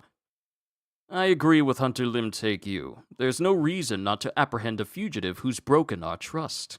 Even you, Hunter Choi Jong-in? And Park isn't saying anything because he's reveling in this chaos. Seems like most of the others hunters feel the same. Are you really going to defend a criminal out of personal loyalty? Step aside, Bake, you know! If you won't move, I'll take you down first! And then Bake is kind of sweating and goes, Still, maybe we could at least talk. And then someone goes, I agree. We should hear him out. And the person who steps in front is, I agree. We should hear him out. And the person who steps in between Bake and everyone else, including Liam, whose face is just literally shadows of shock and anger, is Wu. President Wu Jinchu? Hunter Sung Suho. Can you prove your innocence? And that's the end of chapter 53. Onwards to chapter 54.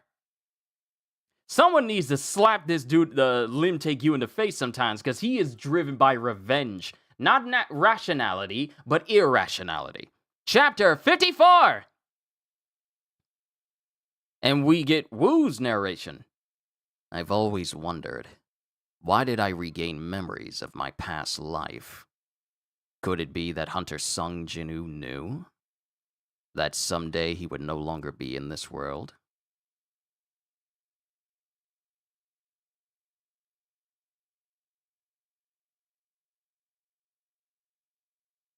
That someday he would no longer be in this world? For the chaos the great cataclysm would bring, for the upcoming war, and for Suho, who would be left to fight alone. Hunter Sung Suho, will you be able to prove your innocence? And Wu is seriously looking at Suho. And Suho goes, President Wu, I don't think this is the place for that. Sung Suho already has a history of fleeing. Even if he claims he did it to save others, that doesn't absolve him of responsibility. So Hunter Choi Jong-in is the biggest obstacle after all. He deceived the association with an unregistered status, was present at every Stardust-related incident, and there's even evidence linking him to the murder of Lee Min-sung. If even Hunter Choi Jong-in agrees, then there's nothing left to discuss! He needs to be restrained immediately! And Wu's thinking, they're not wrong. By all logic, he should be restrained. But there has to be a reason Suho did all this. Even if it costs me the trust I've built, I have to stand by him. Hunter Sung Suho was the first to reach the scene and rescued civilians. Restraining him now would be an overreaction. And then Joy's thinking, I've known President Wu for years, but I've never seen him make such a poor decision. Never seen him make such a poor judgment. Can't he see Hunter Lim Take You, who's ready to start a fight at any moment? Or does he think it's worth going against the entire Fiend Guild to protect Sung Suho? And then Suho speaks up. There's no need for everyone to fight. And then shadow power starts to emanate from Suho, surprising everyone. I'll prove it. My innocence. The method might be a bit extreme. Wait! Hunter Sung Suho! And then Liam goes, You think I'll let you slip away again? And then he fires immediately into Suho and hits him in the shoulder. Suho! And then Suho skids, but then he stops. Because shadow energy is emanating from Suho's body.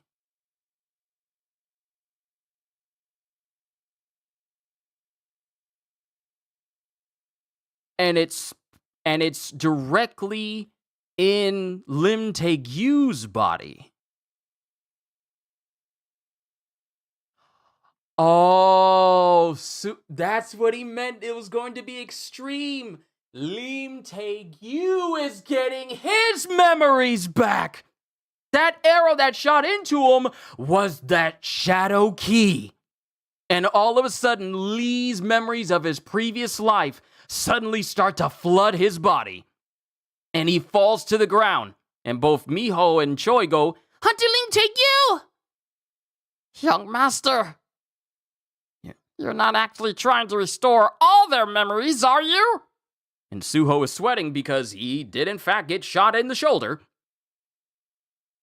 If hunters from my father's generation regain their memories of the old world, they'll listen to me. But for that to happen... And then there's a whoosh sound as Suho immediately disappears. And then we go speeding towards Choi as Suho jumps towards Choi. Hunter Choi Jong-in must regain his memories too. And while Suho is leaping towards him, Choi tries to erupt a pillar of fire. Where Suho is. Suho! Attacking out of nowhere. Maybe Hunter Lim Tae-gyu was right about you being dangerous.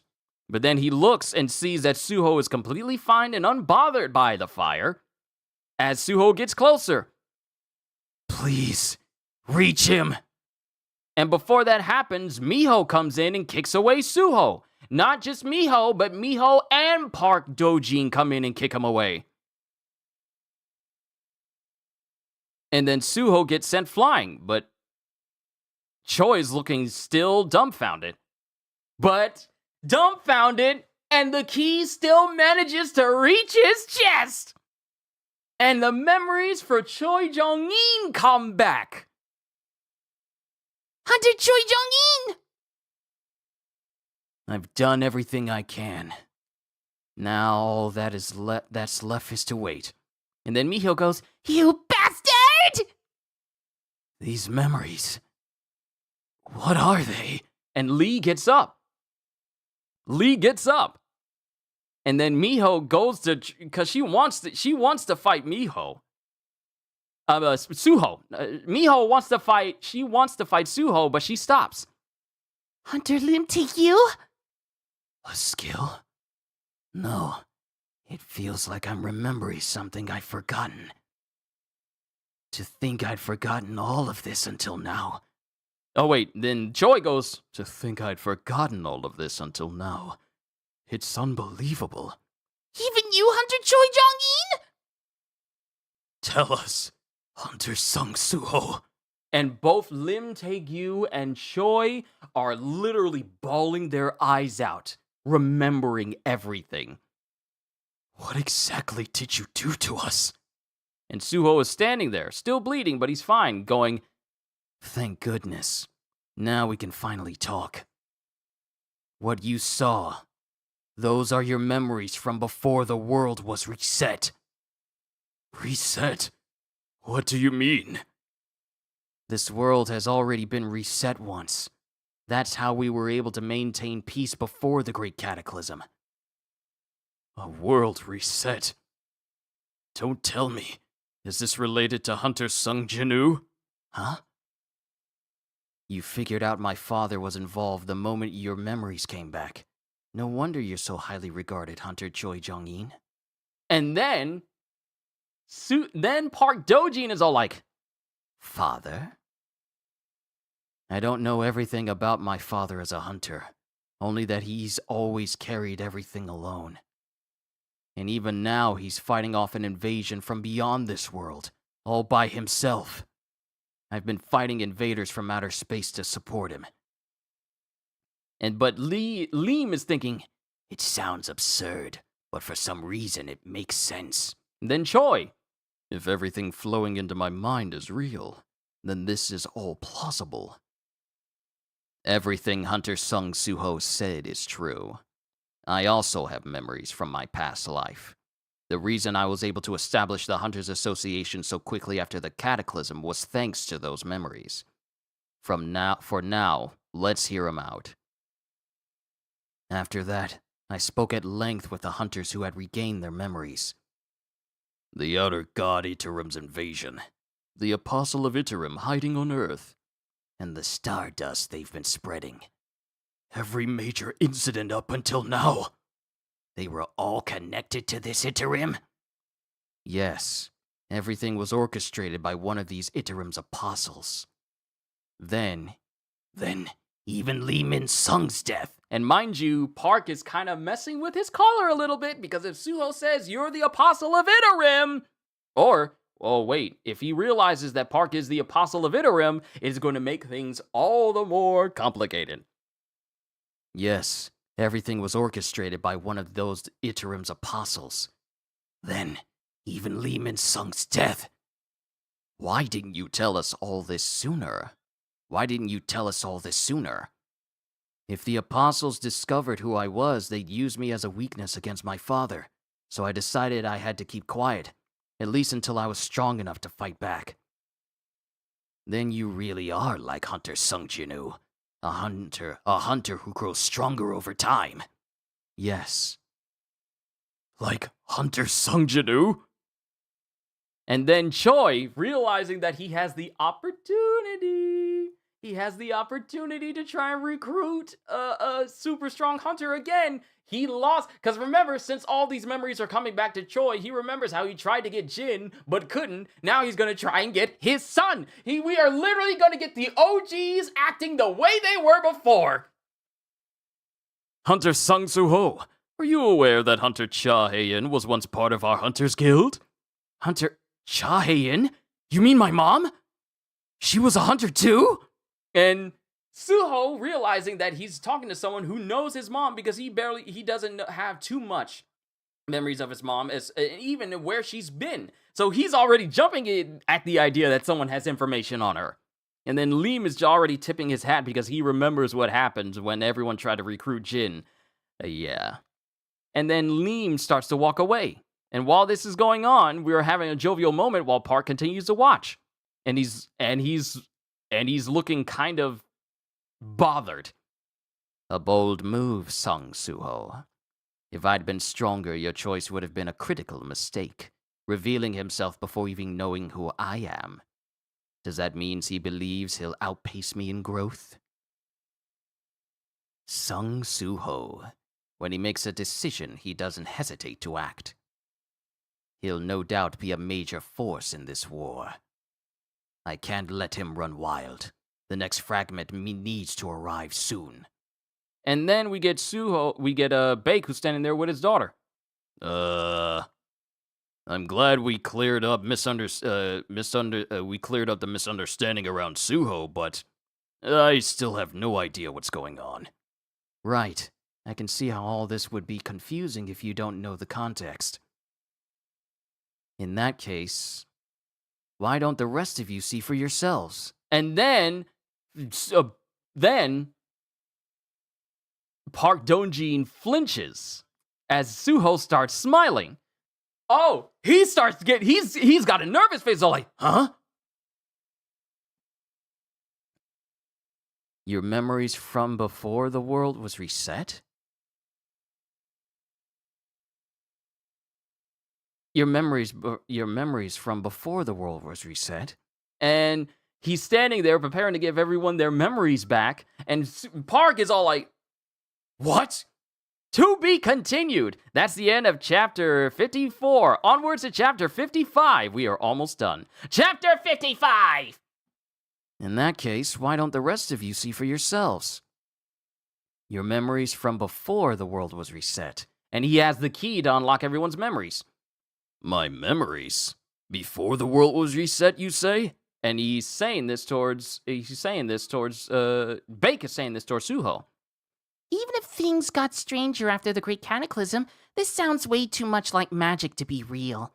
Father, what if it's dangerous? And then Baek ignores his daughter and walks towards him. I trust Suho. And he grabs Suho's arm and prepares to have his memories unlocked. Then there's a swoosh sound as Baek's memories start to come back. Ah, you always act before you think! Then there's a whoosh, and then Bake starts trembling like everyone else has, and he starts crying as well because he starts to remember everything. We got the heavy hitters with their memories back!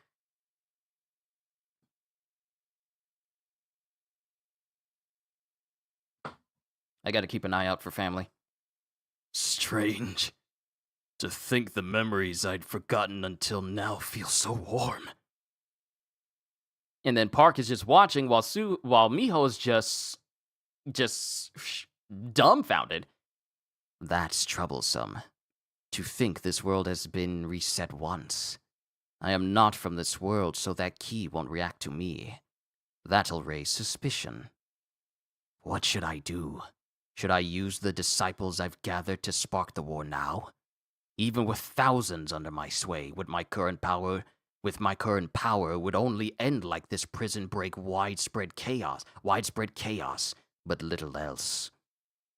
The choice I make here is crucial. Nothing's happening. And then Park's eyes widened. Huh? That's odd. You should be seeing memories of the previous world. Hold on a moment. And then Beru speaks, goes, Young master, it is entirely possible that there may well be those like this woman who cannot recover memories. Beru? And what's with this pathetic-looking bug? Who are you calling pathetic? I'll tear you limb from limb! Beru, just explain. The previous world existed 20 years ago in this same timeline, when mana still flowed. and it's describing, you know, the orcs and everything when they assaulted everyone and tried to take them with Cargalgan,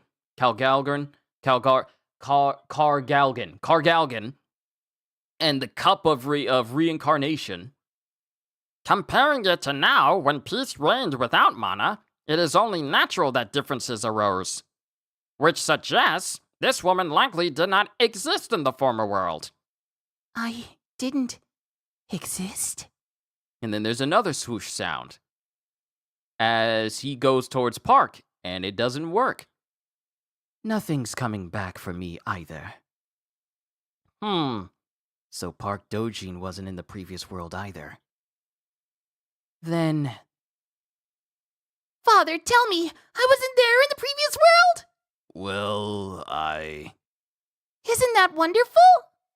Isn't that wonderful? And it's Wu who steps up next to Suho. President Wu Jinchu. That's the peace hunter Sung Jinu chose. Countless lives that could not have been born in the previous world are living happily in this world. Father, as we have Choi Jong-in and Lim Tae-kyu just jovially talking to each other, even despite the fact that Lim was out for blood a little while ago, and we get Baek, who's going back and forth with his daughter over the fact that she wasn't even born in the previous world. Father. And then he clenches his teeth. Everyone, if the outer god invades, this world will be destroyed. Will you lend me your strength? And then we cut to a news forecast. Not forecast, but a cut to the news.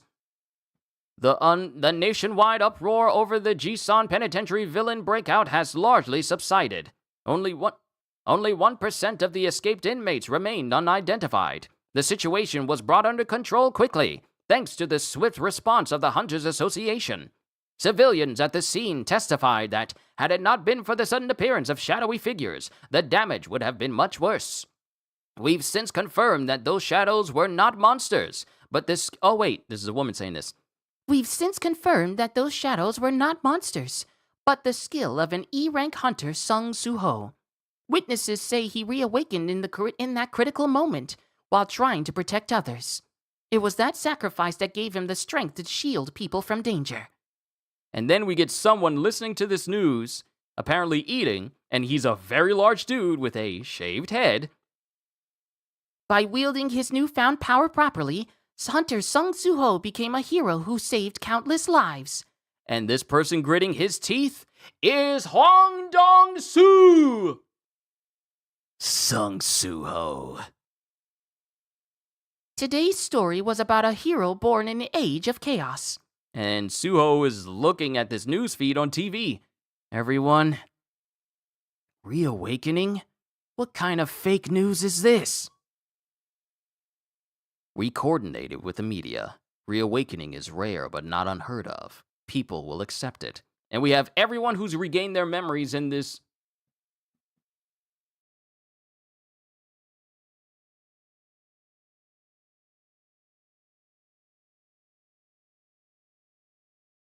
Sorry, was still looking out for family. We have everyone in this boardroom speaking with Suho about this. We coordinated with the media. Reawakening is rare but not unheard of. People will accept it. But I don't plan to hide anymore. And then Choi just sighs.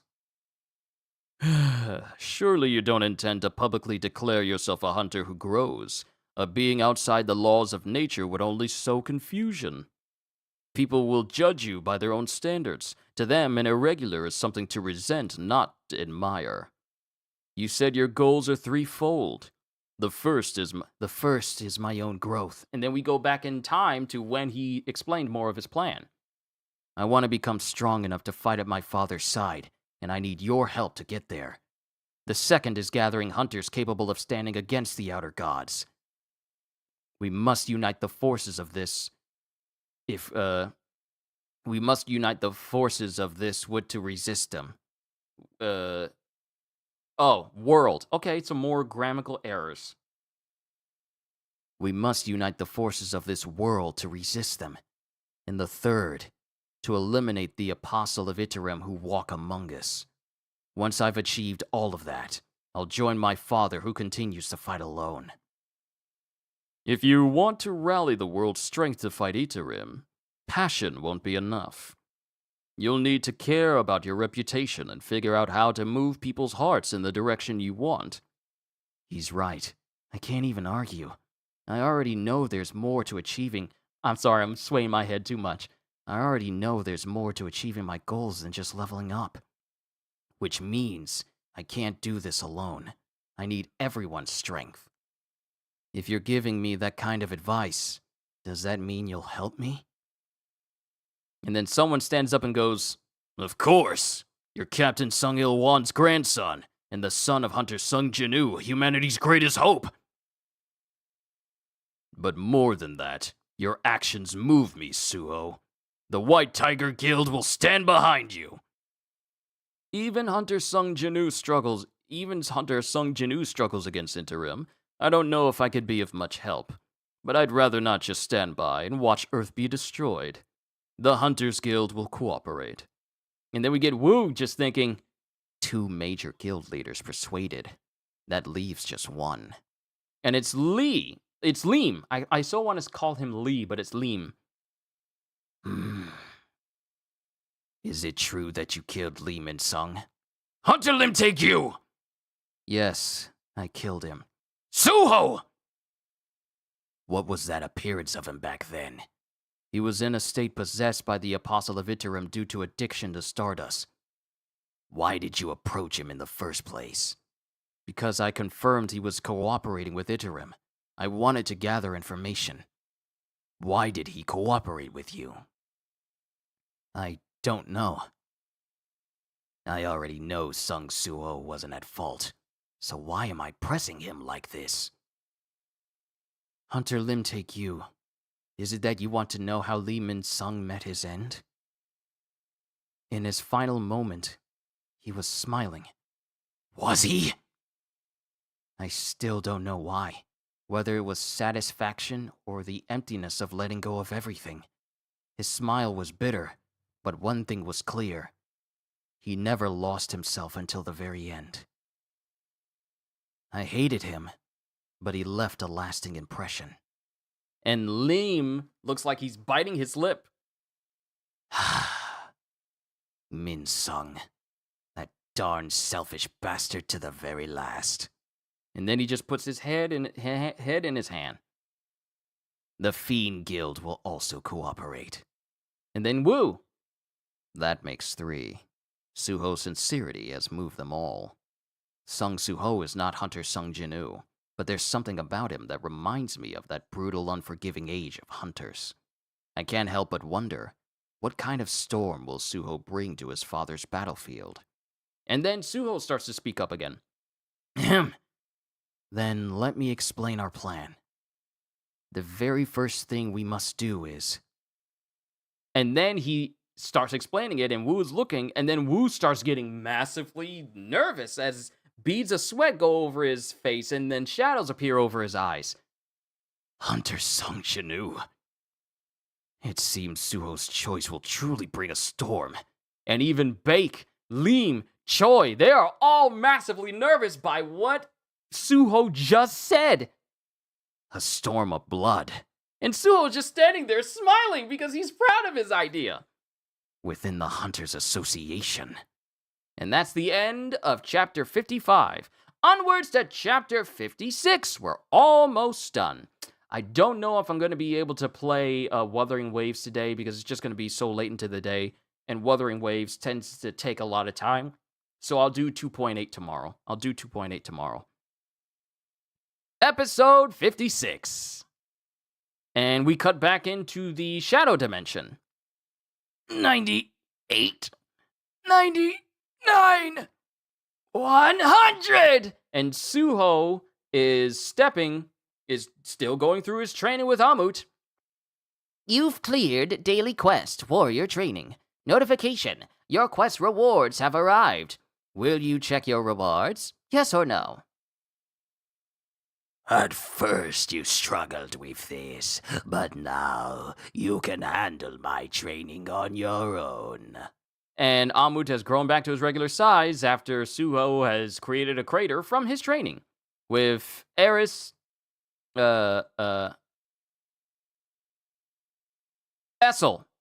How did I forget her name? Essel right next to him with Gray as well. Woo!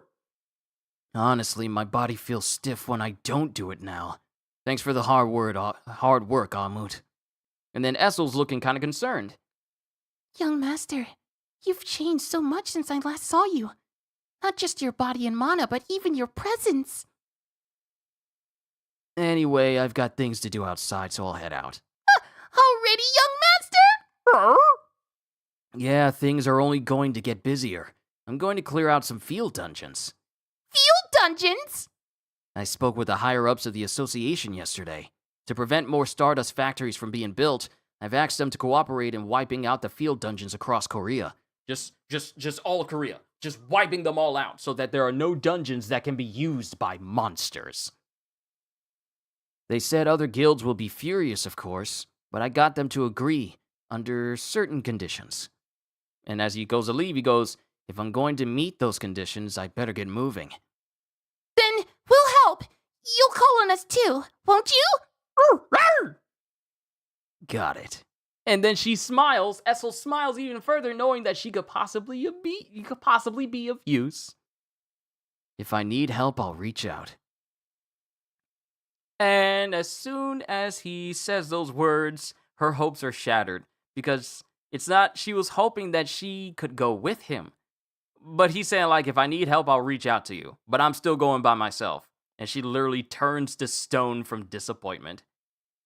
Young master.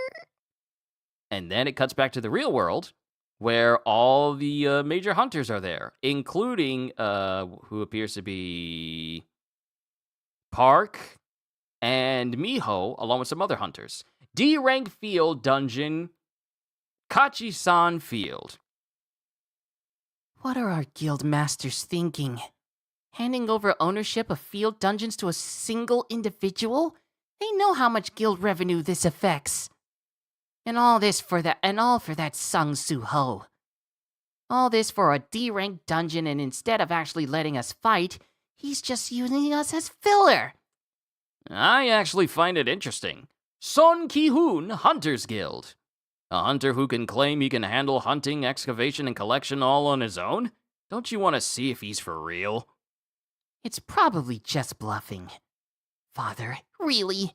He's gotten so swept up in these so-called memories of a previous world. And Son is smiling, going, a hunter who grows. Maybe I'll check for myself if Guildmaster Choi was telling the truth. But Park is remaining silent. Then there's a rumble sound throughout the entirety of the area. That quake! Don't tell me! He's only been inside for less than an hour! And the rumbling continues as Suho walks out with his shadow soldiers moving stuff along with him. Sorry to keep you waiting. And his entire crew of shadow soldiers are bringing out just endless amounts of materials and crystals. The boss was easy enough, but mining the essence stones took some time. I'd like to hit at least 3 more today, so shall we head to the next field dungeon? It is literally when Jin was going through with... I literally just made this reference earlier. It's literally with Jin going through, with Jinno going through these dungeons so he can level up and become stronger, and it's literally the same thing with Suho, but he's just handling it all on his own. I'd like to hit at least 3 more today, so shall we head to the next field dungeon? Even if it's just a D rank, less than an hour by himself? Just what is this man? And Park continues to watch, not even cracking a smile, because he's bothered by Suho. And Suho is the only one cracking a smile, so like, well, that's some hard work. Let's keep going. And while they continue to walk, we cut back to the guild leaders as they're walking with Wu back at the building. Hunters, handing over every field dungeon our guilds owned? Was it really the wise choice? Essence stones, monster materials, they're an endless spring of resources. As expected, Guildmaster Choi, you're the embodiment of greed. If Iterum bring the world to ruin, field dungeons and profits won't matter. By the way, it's amusing. The one who pushed hardest for handing over the dungeons was none other than the man whose guild owned the most of them. Feeling guilty, perhaps? And the one who owned the most of them was Lim Tae-gyu. Factories making stardust were discovered inside field dungeons. If destroying them means erasing the drug that Twisted Lehman sung, what shouldn't we give up for that? But what if, even if there's only the slightest chance, those invaders are on par with the monsters from back then? Referencing the monarchs, you know, the Frost Monarch and the Beast Monarch. Oh, and the Plague Monarch, Keiresha, as well. Still drawn to be very blessed, I see. What could we possibly do? And then Bake is just thinking back then when he was intimidated by the Beast Monarch when they first confronted each other. Strange to hear all of you worrying like this. And that's when all the other hunters pause. President Wu? You know as well as I do, this isn't something we can avoid just because we want to. Suho will see it through. Abolishing guild ownership of field dungeons, the backlash will be immense. Hunters like Baek Mi-ho and Park Dojin, who don't have memories of the previous world, won't believe talk of an invasion from the outer realm. Convincing them will be no easy task. Convince them. And this is when Suho was speaking to the rest of them. There may be one way. National level hunter. Thomas Andre.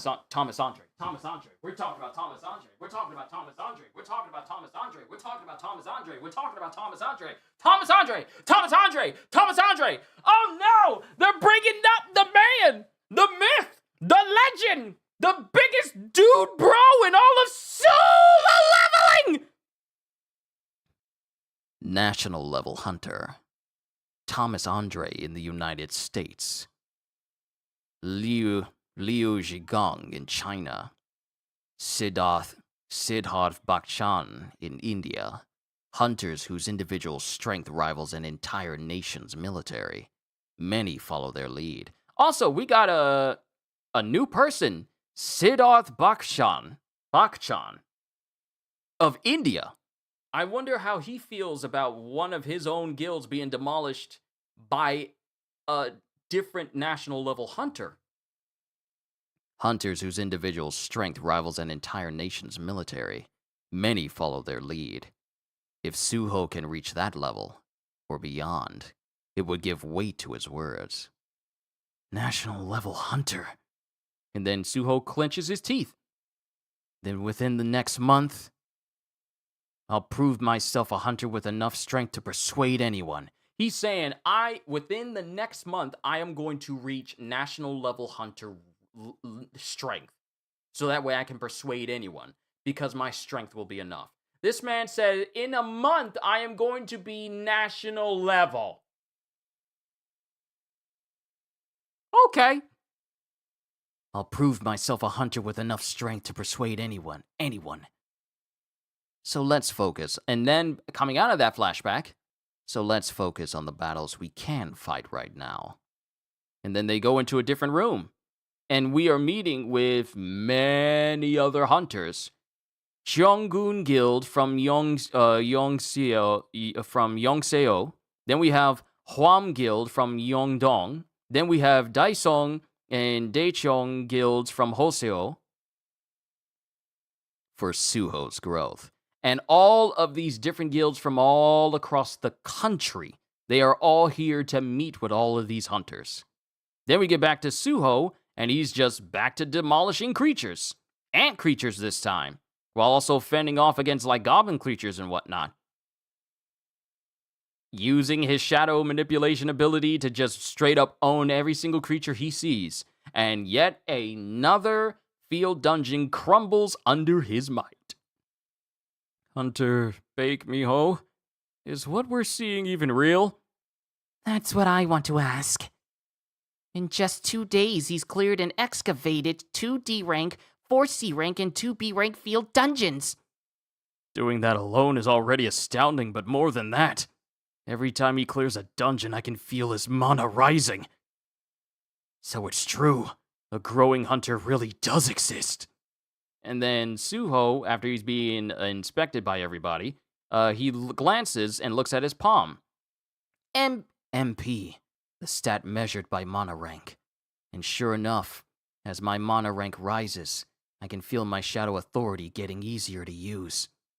Young master, may I be of assistance? Huh? If I may, perhaps we could compare your mana with that of the S-rank hunter with long lashes. He literally points out Park Dojin to try and measure up each other's strength. No need, Baru. Huh? I think I already have the answer. Because he can already sense the power coming off of Park Dojin. And Park walks away. Because he doesn't want Suho to keep analyzing him and sensing him. So he moves away a little bit faster from him. Like, it shows him like he's trying to intentionally move away from Suho because he knows he's being watched and sensed by him, measured up by Suho. Then we cut back to Suho's home. And he comes home, and he chillin', and he's just thinking. And as he steps in, and he picks up the picture frame where he sees himself, his mom, and his dad. Shame. If your family had come first, I would have made them suffer the same fate as me. Oh, that is not Suho holding the picture frame. Shame. If your family had come first, I would have made them suffer the same fate as me. So, you're finally here. Because Hwang Dong-soo is in his house, holding his picture frame.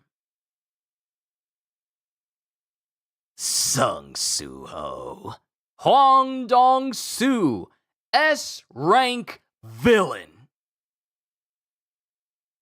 And he drops Suho's family picture, allowing the glass to break. To be continued. Oh, but we get to continue. Let's go! Episode 57. Shame. If your family had come first, I would have made them suffer the same fate as me. So you're finally here, Sung Suho. And he purposefully stomps on the family photo. And then Suho grits his teeth. You ain't about to disrespect his family like that. That guy, Hwang Dong-soo, S-rank awakened. He's the younger brother of Hwang Dong-suk, the man behind the Jisan Penitentiary incident. Rumor has it Dong-soo orchestrated this whole thing to break his brother out. If that's true, you might be his next target. After he's describing Dong-soo is one of the strongest S-ranks in Korea, even among his peers. I'll respect your wish not to have bodyguards, but if you ever run into him, you must run. And then Dong Su is just smiling with that trademark one shade is off so you can see under his eye.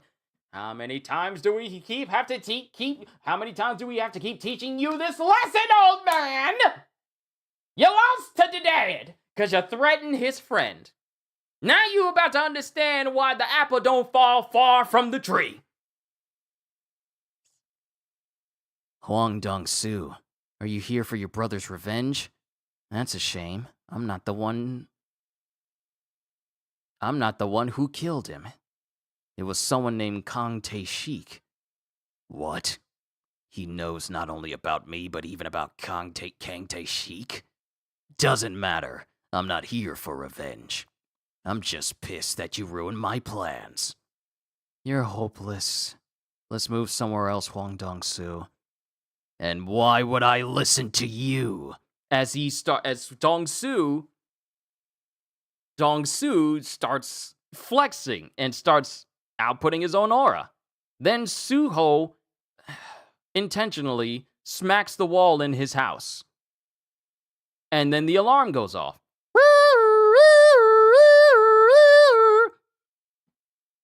My uncle-in-law worries a lot, you see. In less than 5 minutes, every guard and hunter in the area will be swarming here. Still don't want to move?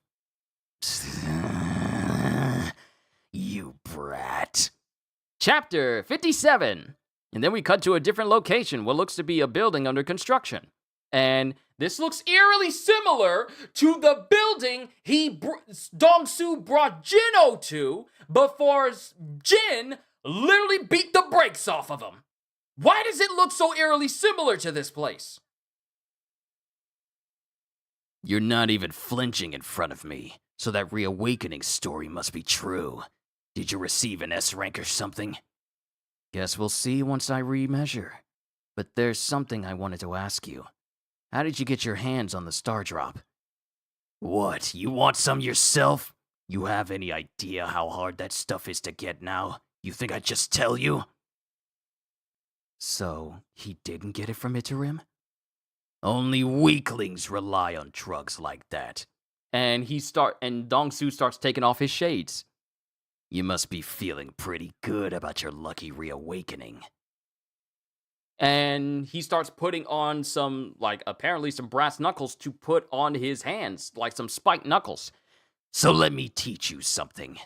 Not all S ranks are equal. As he starts walking towards Suho, and his aura just starts erupting from him. He's way stronger than Min Sung ever was. This is my first real fight against an S rank. And then Suho gulps. All the more reason to test myself. And in an instant, he's right in front of Dong Su. And Dong Su stomps on the ground, causing the ground to shoot up a pillar that immediately hits Suho in the stomach. Okay, so Dong Su's an earthbender then. A summoner trying to fight me head on? Come on, call out your little shadowy figures or something. And then he punches Suho away after demolishing the entire boulder he was resting on. And Suho goes flying directly into the building they're fighting near. And then Suho lands on the ground and looks up to see Dong Su preparing to stomp him directly in front of his face. And Suho jumps away before Dong Su stomps.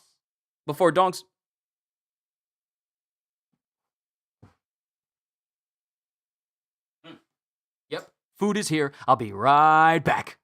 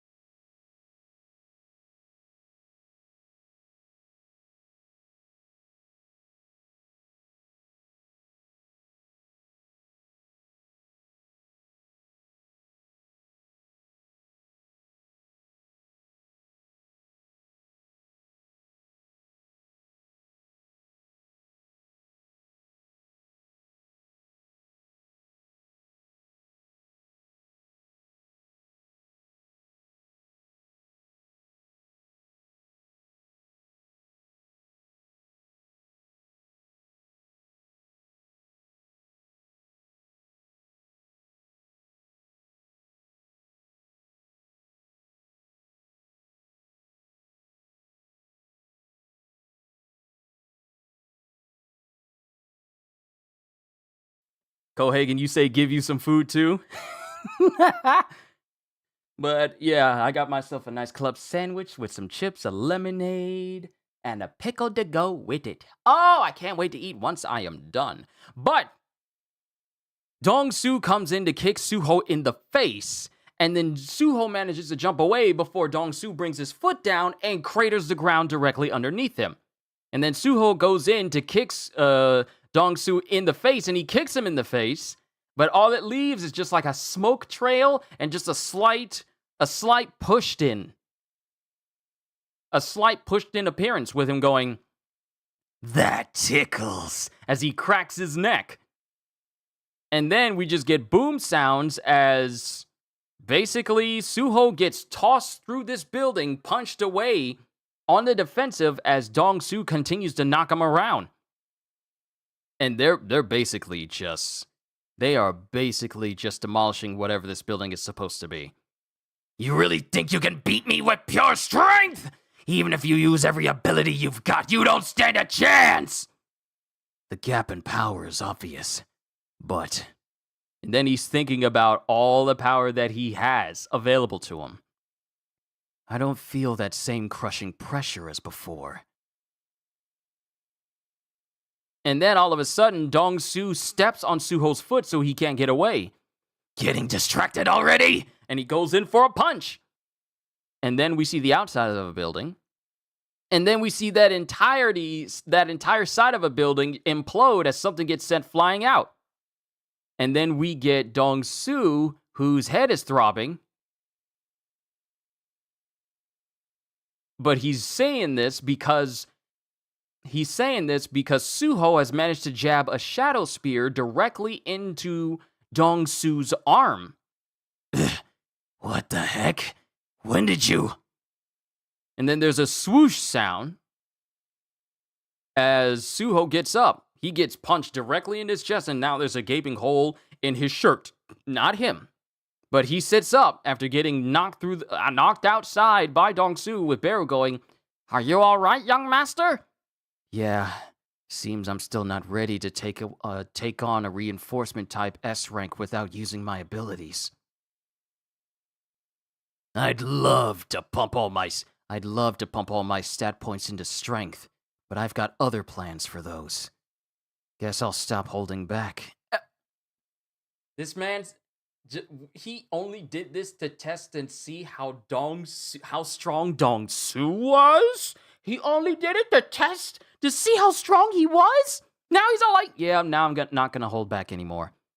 Guess I'll stop holding back." And he starts walking out of the smoke, his body swirling with shadow, and then he goes flying into the air straight towards Dong-su again. And then he lands directly in front of Dong-su with his leg now clad in black armor. Time for the second round, Huang Dong-su. Shadow item, Minotaur Helm, creation rank, rare. Shadow item, Kira, creation rank, heroic. Bro, he looks just like his... Oh my god, he looks just like his dad. He looks just like his dad when Jin learned to cover himself in armor during his final battle with Antares. He looks just like his dad, whole body just covered in armor.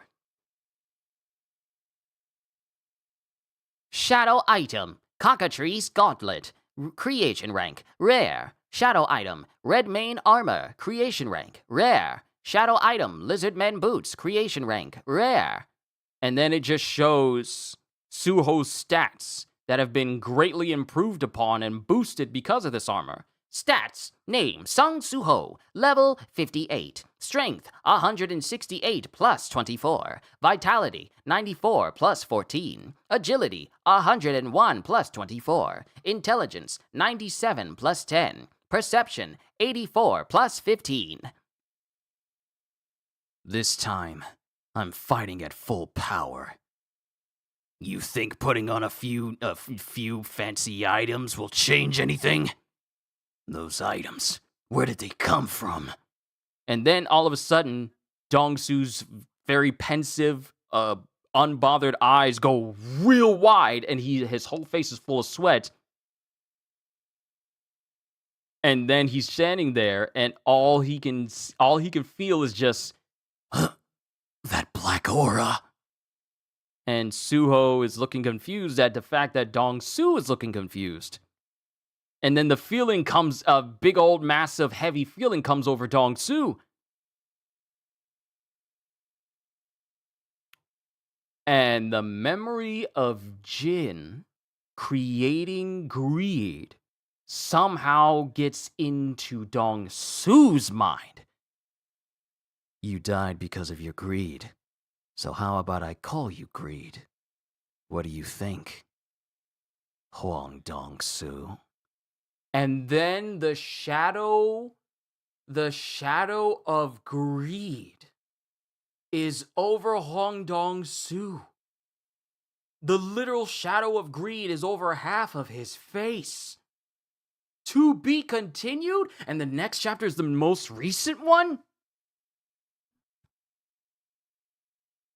Oh, that's the end of chapter 57, onwards to 58, and then the newest one drops tomorrow.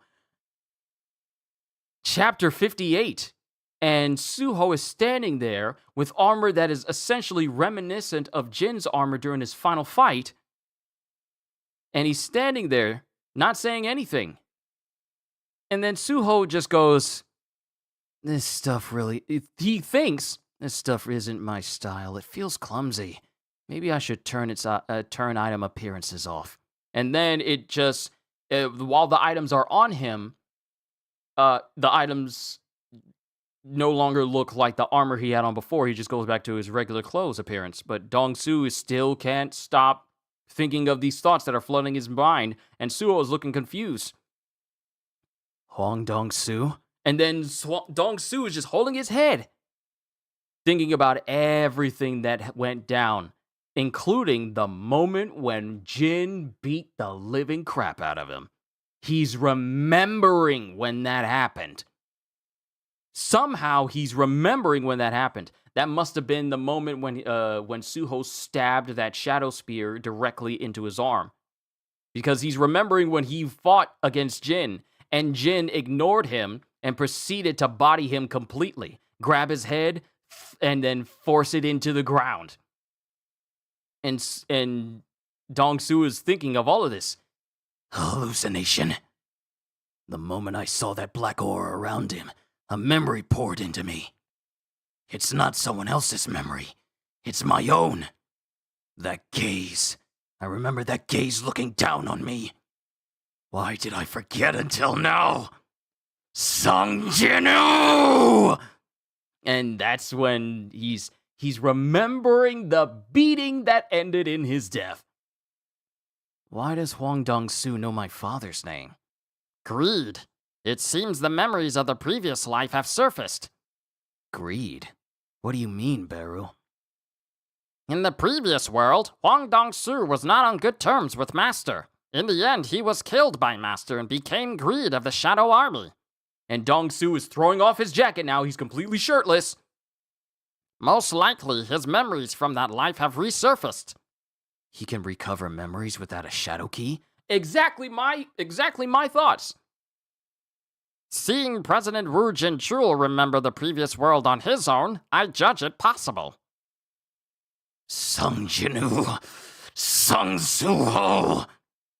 Now that I think about it, that family photo in his home, Sung Suho is Sung Jinu's son. Why isn't Sung Jinu active as a hunter in this world? If there's a reason Sung Jinu cannot move.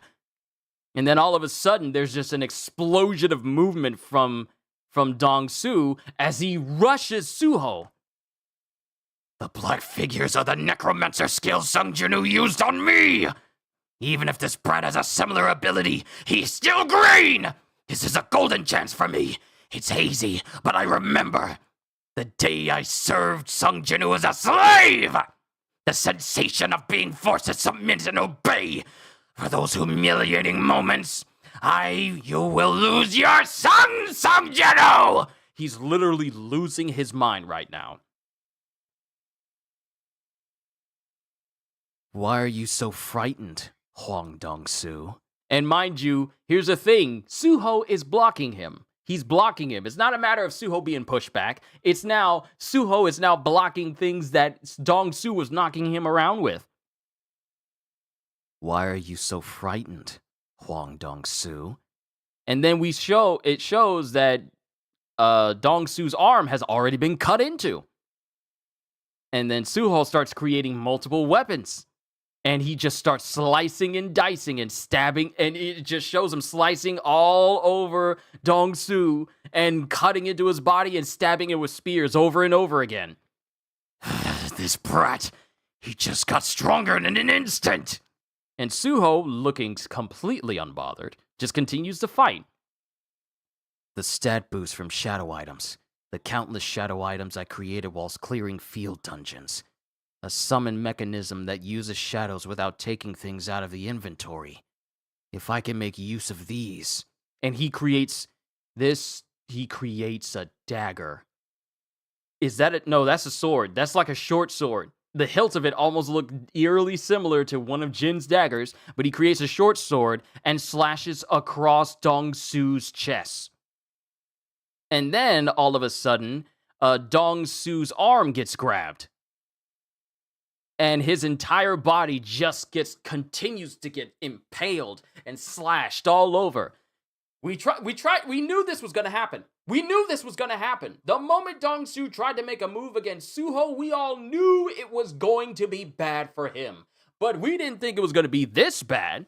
When he was fighting Jin, he just got beaten barehanded. That was it. That's how he got humiliated. Now here, Suho is just brutalizing his body, cutting him all over his body, impaling him all over. This dude, you gonna need more than some Robitussin in order to heal all of this. And Suho creates a shadow scythe. And slices through him.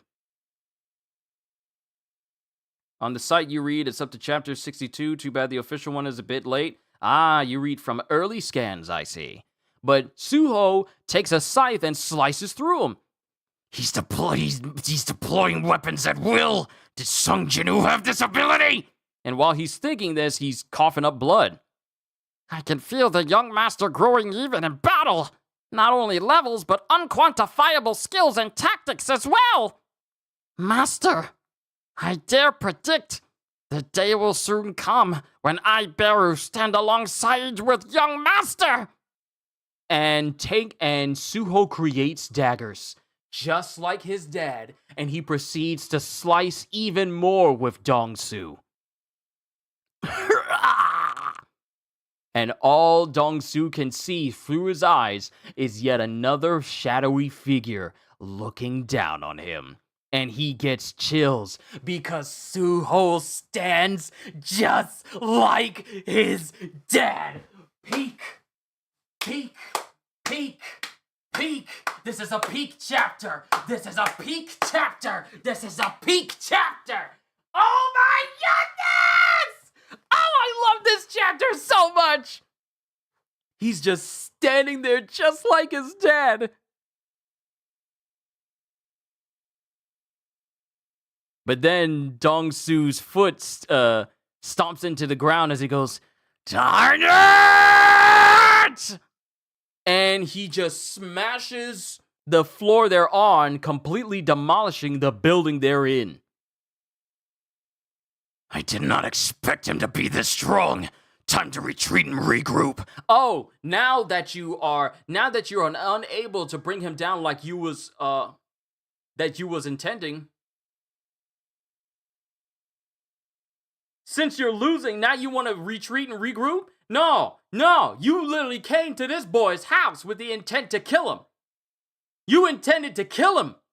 Now, all of a sudden, because it's not going in your favor, now you want to run? Why are you running?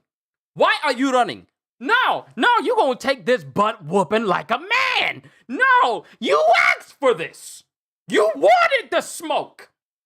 You thought you was going to bring the smoke, but now you're getting smoked. No, you think you going to get away from Suho? You came in and wrecked his house.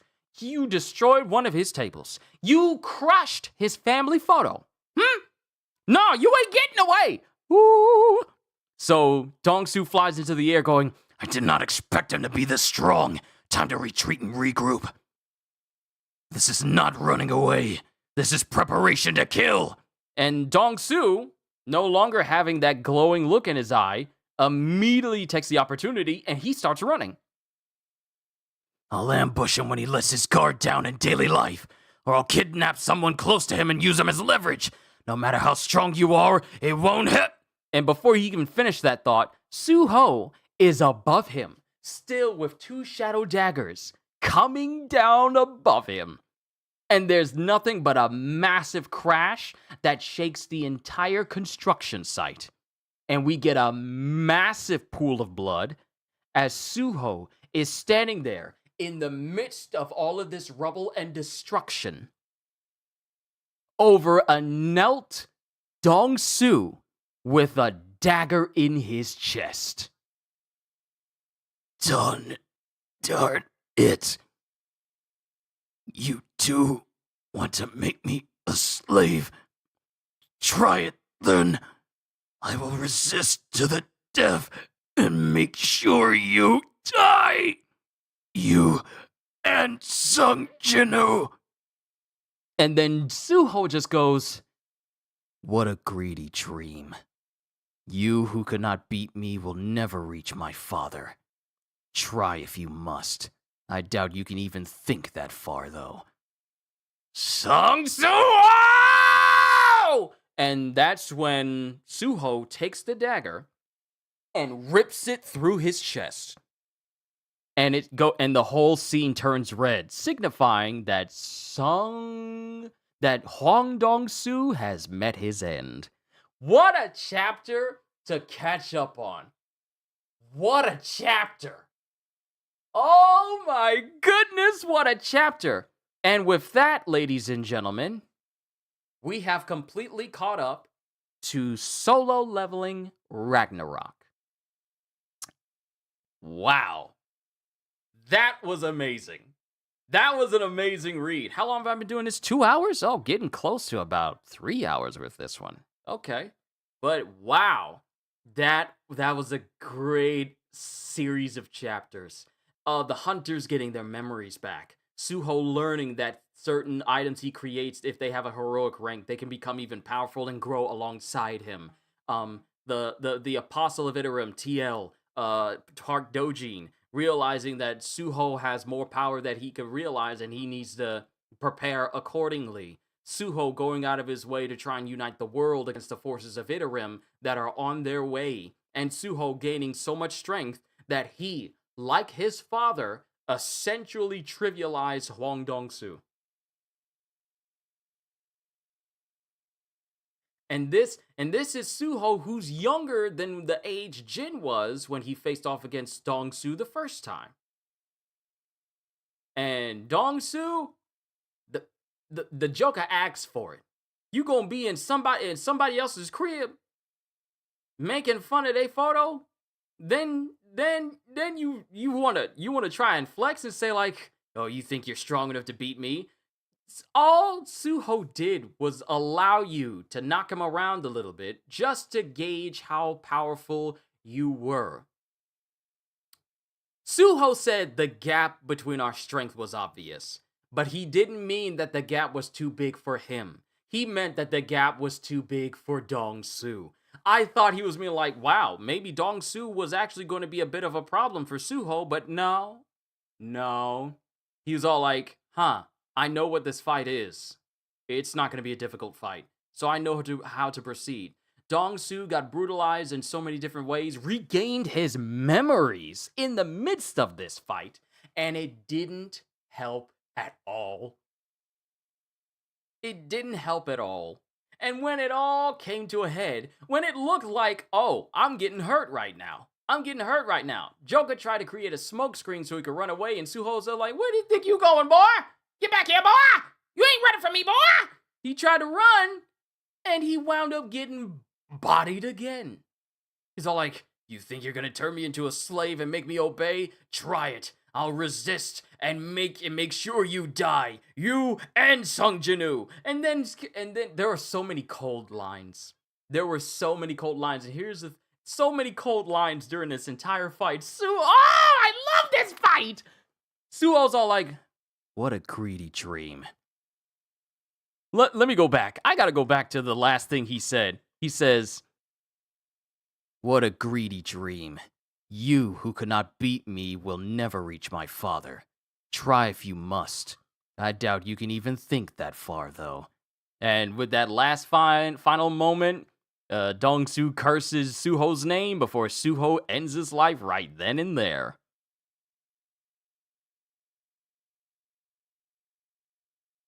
Peak. Absolute peak.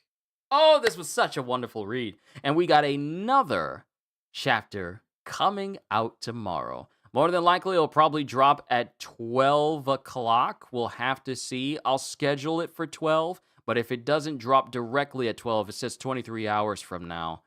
So I'm thinking, let me refresh the page. It says 21 hours from now. All right, hold on.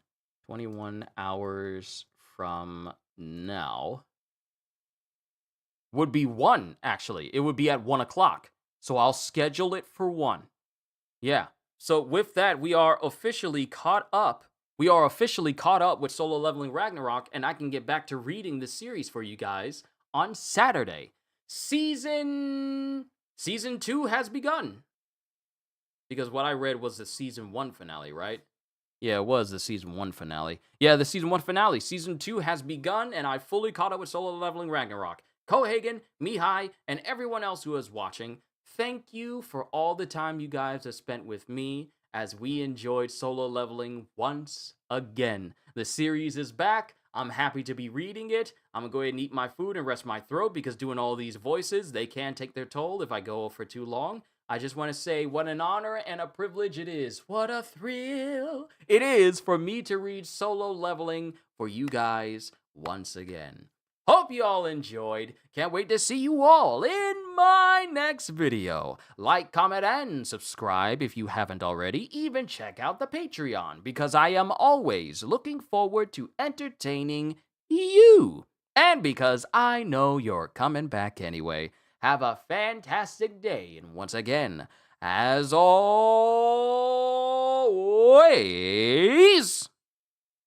later, peoples.